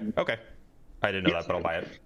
In general, you control the phases, so like you put tire weight on. You're getting muddy again. In general, you have a control over the phases, so you like put some dispersive elements between the crystals, and that controls what the phases are. Okay. But there's a phase. So the point is that there's amplitudes, and this is kind of like a toy model of like a path integral. Is there's amplitudes for the different histories, the different SPDC histories. Sure. And having those amplitudes be non-zero has a physical impact. Well, hold on. So what it means is that's like if I were to look and see if this first crystal had produced the photons, what would I have seen that or not? That's all we can mean by what this amplitude is, right? Yeah, it's a counterfactual. Yeah, exactly. And so I'm kind of grounding this. So I'm kind of using this in a roundabout way to get to like modal realism. That these counterfactuals are real, but these counterfactuals only have, and this is kind of the version of the argument I ran by you last time, but these counterfactuals only have meaning insofar as they are referential to measurements. And this kind of referentiality is inherently mental. Yeah, I think that you're trying, right? You're kind of like treating the wave function as like, you're kind of trying to do like reductionalism on the wave function and say, the wave function is actually just the composition in terms of observables or in terms of amplitudes, I guess, right? It is just, exactly. But I mean, it is, to me, it is. Perhaps that's one interpretation of quantum mechanics you can take on, but like under traditional many worlds or whatever, the wave function is the fundamental object, right? This is that fundamental object can have properties depending on how that fundamental object is. But I thought when I was giving you this argument, you might take it as an argument for many worlds. You might be like, I accept these premises, and that's why I lean towards many worlds. And maybe that's almost what's happening. Yeah, no. I'm like a holist with regards to I'm like a holist with regards to wave functions, not a reductionist. So under the interpretations which I hold to, where the wave function is nothing more than kind of this set of counterfactuals, this set of modal facts. Do you think this argument stands? I'm not sure it can be. I'm not sure if that's like a plausible interpretation. I mean, maybe it does. I'd have to think about it. But the point is that you have mutually incompatible observables, right? And so it seems like this view of the wave function is arbitrary, right? It just depends on a choice of basis. And so you're saying, well, the actual real, like the modal realism that you're trying to get just depends on what basis you're choosing. But the modal facts are inherently kind of linked to a basis, because the modal facts are about they are, but that's a choice, right? You could choose a different basis and you'd get different modal facts. Doesn't many worlds itself kind of have this same sort of problem? What you're talking about is the problem of you're talking about the problem of macroscopic bases, and that is a potential problem, but at least in my view, it's seemingly resolved by the by these things called pointer states. I need to look into that more. That's a thing I've been meaning to read more. But to be clear, like ontological realism of the wave function is not exclusive to the many worlds. And even if many worlds is wrong because for, you know, maybe you can't resolve the eigenbasis problem or something for whatever reason, that doesn't mean that the wave function loses its ontological status. So an interesting thing is there are many world people who have an ontic view of the Born rule, and I think that even though the wave function is, whatever you want to say, like wave function holism, that an ontic role of the Born rule does have the same sort of fourness idea. But I would have to think about that more. I don't really follow what it would mean for the Born rule to have fourness. I don't know what it would mean for the Born rule to have ontic status, but, you know. The Born rule just says the I know what the Born rule says. I don't know what it means for it to have ontic status. So you would, I assume, and I might be wrong on this, do you take, like, I think it's like Deutsch's view of, like, a rational gambler in this branch would have to bet this way, given... I think it's possible. I think that's a possible explanation, yeah. I'm not, like, settled on it, but it seems plausible. But there's another view, I don't remember who, like, talks about it, that does say that the amplitudes or the probabilities do kind of encode the quote-unquote level of reality of the different branches in some way. And that would be like the ontic view. Yeah, see, I have trouble with that because it seems like okay, maybe you say that, like, the pointer states are the reason why. Like, can you solve the eigenbasis problem the same way? Can you solve that problem the same way that the eigenbasis problem is proposed to be solved using pointer states in many worlds? I don't know. I don't know if you can solve the problem in the same way, if that's the view you take. I'd have to think about it. I don't know either. Yeah, I would want to look into that. You should have you looked into, like, are you familiar with the pointer status or the pointer state resolution of the eigenbasis problem? I've read a little bit about it. I'm not intimately familiar with it. I know what a pointer is. It's actually kind of relevant to my own work. Okay. I think that I don't know. I'd have to go find a good reference paper. But if you Google it, I'm sure you can find it. It definitely might illuminate my view here, and then you could think about why that same kind of resolution would work for my objection here. Okay.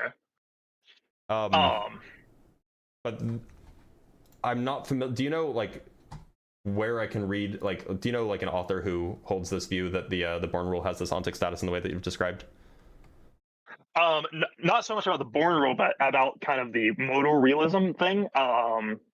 I think I mentioned her last time. Ruth Kastner, I believe, does. Ruth Kastner isn't a many worlds, though. Many worlds are right. Oh, no. Sorry, no, not at all. She's a relationalist of some kind. No, she has her own interpretation. She's the transactional interpretation person. Right. That's a relational kind of interpretation. Okay, fair enough. I think Emily Adlam. Emily Adlam. How do you spell the last name? Adlam. Okay. Why do I recognize her? Oh, really? Like, I recognize her picture. I don't know why. Interesting. She is in California. She's Chapman. I don't think I would have met her, but okay, I'll take a look. Okay, yeah. And also Chiara Marletto, who works. She Sorry, who? At least is close to Chiara Marletto. She works closely with David Deutsch. Marletto. Okay. So it follows that she's probably a many worlds person. But she takes something like this kind of modal realism approach that I'm talking about. Okay. Yeah, I'll take a look. Okay, cool. All right, I'm gonna let you go so I can bring up another guest. But thanks for being here. I know you've been wanting to bring up the argument for a while. Yeah, I appreciate it. All right, have a good one. All right, I'm going to read some super chats and we'll bring up another guest. From FF9 with the $5, you need 8 cobblestone around the edges of a crafting table to make a furnace. True. Yeah, those conversations can get deep. So this was essentially a continuation of a conversation that we had several months ago, which is why it didn't sound like I promised that there was God involved there. It just didn't sound like it. Let's bring up Ghost Host. Ghost Host, how's it going?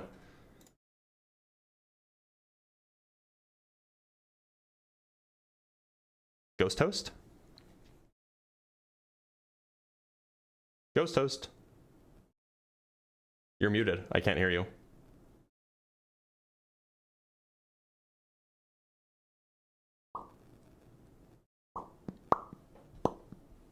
Okay, Ghost Host is going. Catholic Thinker is here. Let's bring up Catholic Thinker. I don't know if I've spoken with Catholic Thinker recently. Catholic Thinker, how's it going? It's going all right. This is actually my first time on your show. We've only spoken on Unapologetic. Oh, okay. Well, perfect. So I take it that you saw the philosophy happening. You're like, yes, let me in.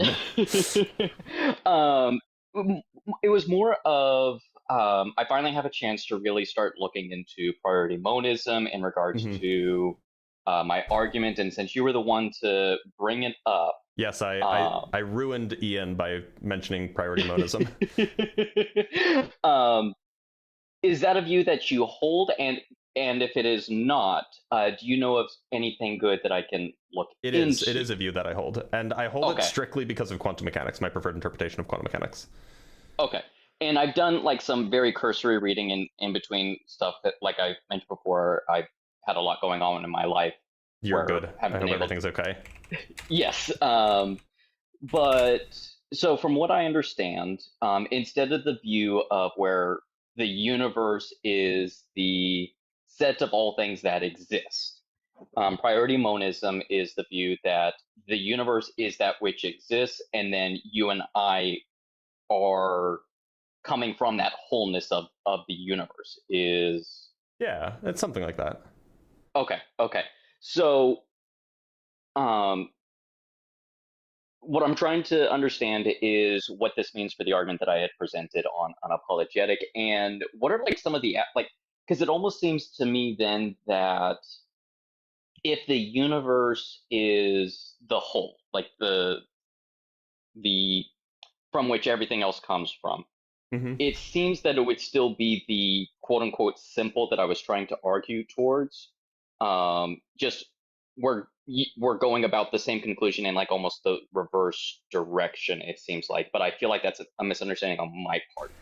So simples kind of like the whole concept of a simple is that it's supposed to be kind of propertyless.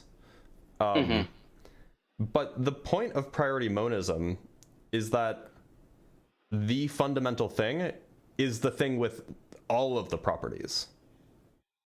So it's, which is actually which is the universe. Yeah, I was going to say, and that actually comes to, I think, Leibniz's approach to the ontological argument, which then Kant tried to argue against, because he defined God as the perfection of all properties. Well, I don't know if I would say perfection. But yeah, no, I was just like, it was like, the way you described it just made that pop into my mind. Sure. But not that it's the same, but it was just like, oh, okay, so it still has the idea behind so simples, if I remember correctly, because the conversation was a while ago, but what a simple is it's a thing it's a thing from a reductionist point of view. Namely, correct. it is the bottom upon which the bottom fundamental thing, and then more complicated things with properties arise merely from the relations between simples, not from the simples having those relations themselves.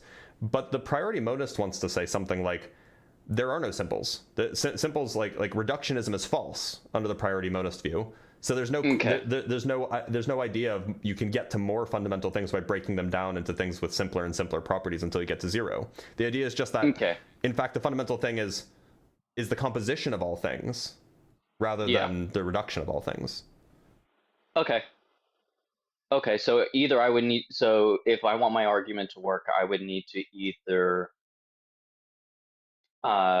disprove priority monism, which is a mountain of attacks, or make an argument where regardless whether priority monism is true or false, the argument still works. Okay. Probably the latter is easier. I was going to say, I'm going to have to go the second route because... Yep. That's fair. But okay. Okay. And I think I know a way on how to do it, but I just want to make sure my understanding of priority monism was accurate, and I had a slight misconception. So thank you for clearing that up. Yeah, there is an entry. Did you read the entry on the Stanford Encyclopedia of Philosophy on priority monism? I haven't, like, literally today and next week essentially are going to be like my first real days where I'll have spare time to be able to devote. Okay, yeah, stuff sure. Like that to research. It's not so long.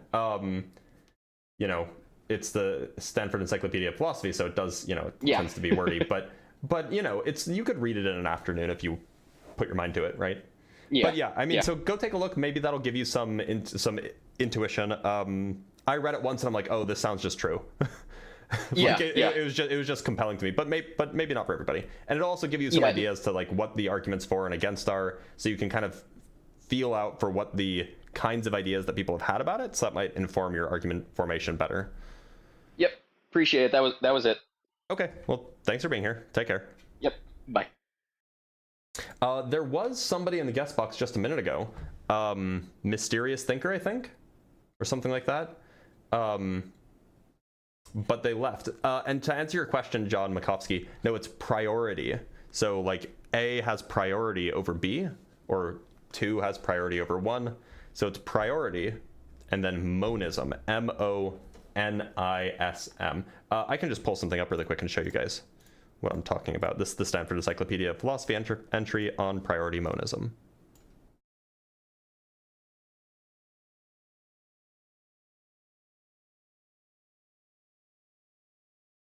It holds that exactly one basic concrete object exists. There may be many other concrete objects, but these only exist derivatively. The priority monist will hold that the one basic object is the world. To distinguish herself from the existence monist, she will allow that the world has proper parts, but hold that the whole is basic and the proper parts are derivative. That's priority monism. That's the main idea.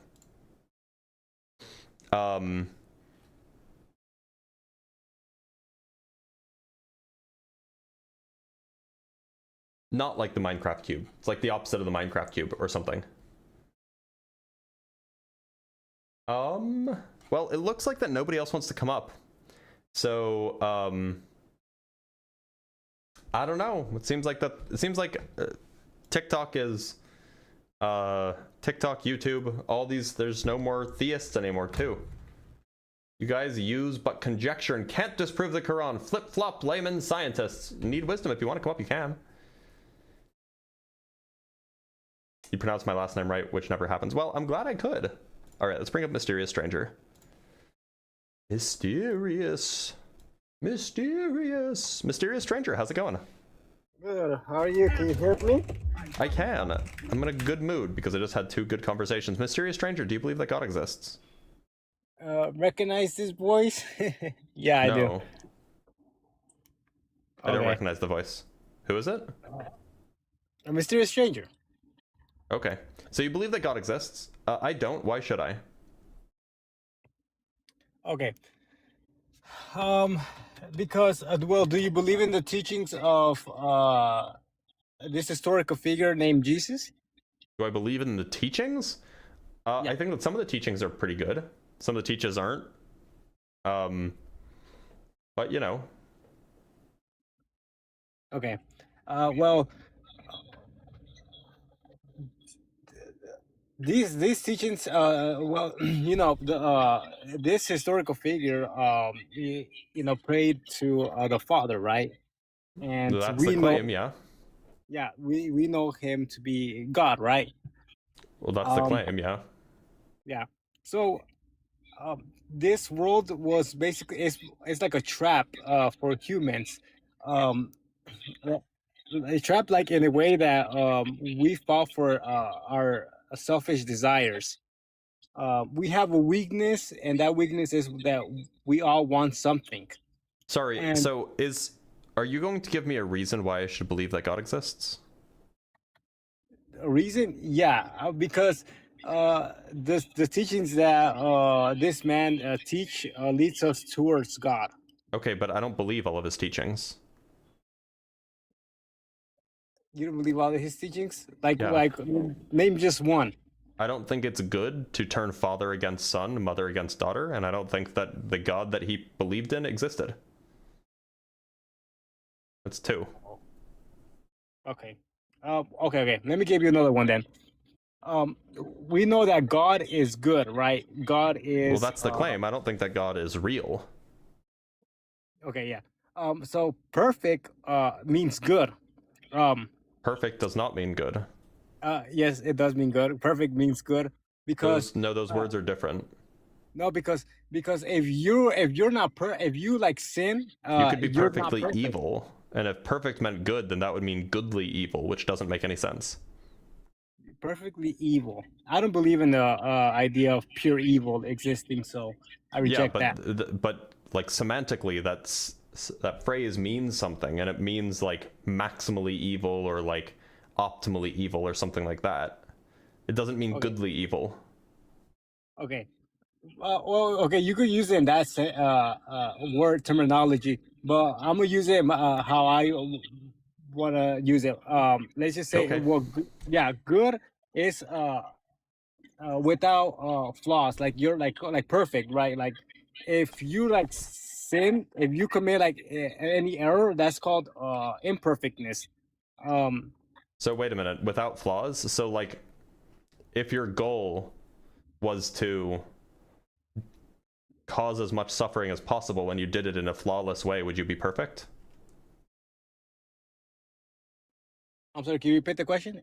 If your goal was to cause as much suffering as possible and you executed that goal optimally, without mistake, you managed to cause maximal suffering, would you be perfect? Yeah. Okay, so perfect doesn't mean good. It doesn't mean, and without flaw can be evil.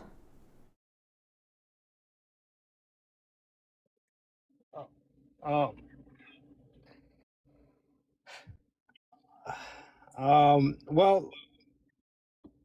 I mean, okay. So you're doing, sorry, you're doing something right in order to cause a lot of suffering. So you're doing something right, and the other people are doing something wrong. If you want to put it that way, if you understand what do you mean by right and wrong? Like, do you mean correct? Yes. For example, if I'm the reason why I cause a lot of suffering, then some, let's say for example, if I cause some suffering on you, that's me. I have to be doing something right, and you have to be doing something wrong. Not necessarily. It is, to quote my favorite, my second favorite Star Trek captain, it is possible to make no mistakes and still lose.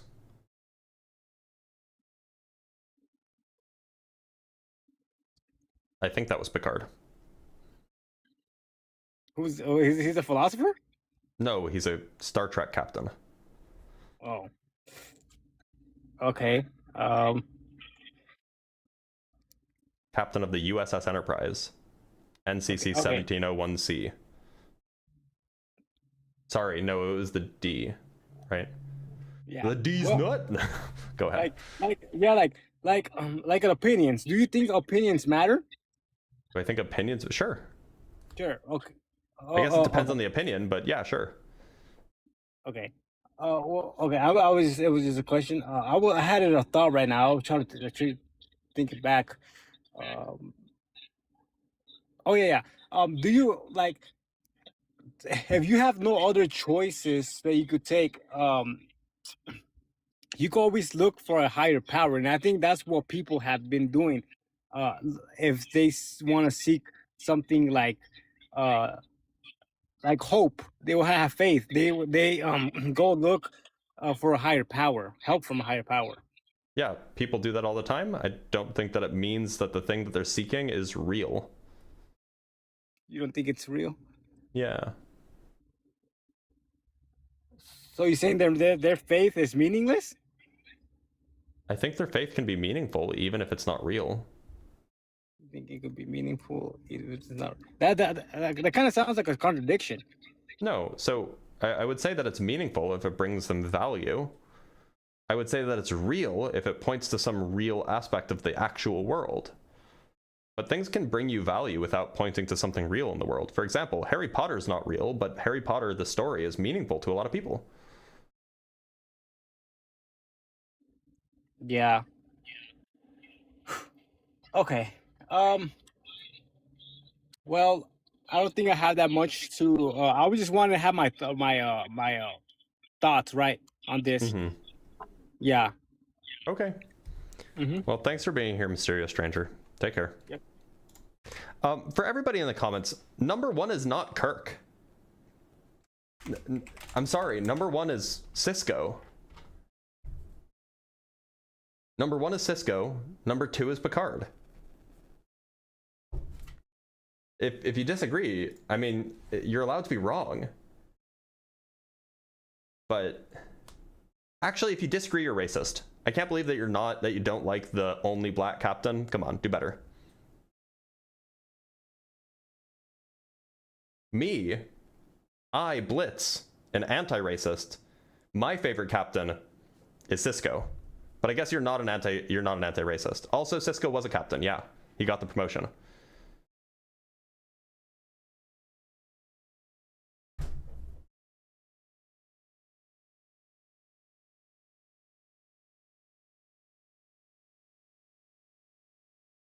Just saying. No, there are no Jonathan Archer fans out there. Dude was George W. Bush.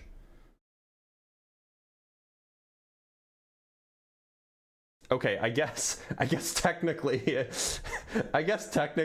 I could take Captain. What was her name? Captain of the USS Cerrito. Carol Freeman. I could take Captain Carol Freeman, who is black and a woman.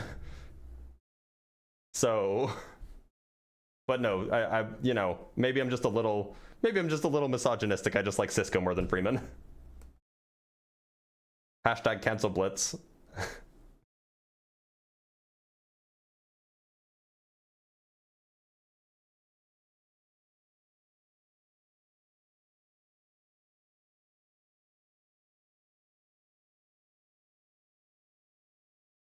So unfollowing so fast.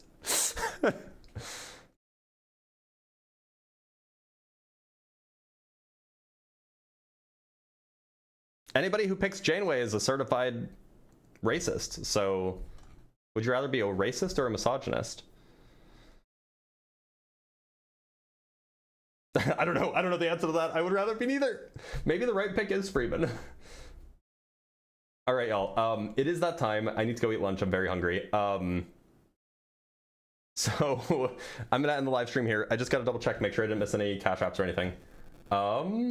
We got a Venmo from Casey. Thank you so much for the $6.66 on Venmo, Casey. I need to brainstorm some new topics. Maybe I'll just change the wording on some of these a little bit so that we can get some more guests, but we'll work on it. And then that's it. So everybody, make sure to hit the buttons to follow and like and all of these things, and I'll see you guys next time, which will be tomorrow. Take care, everybody.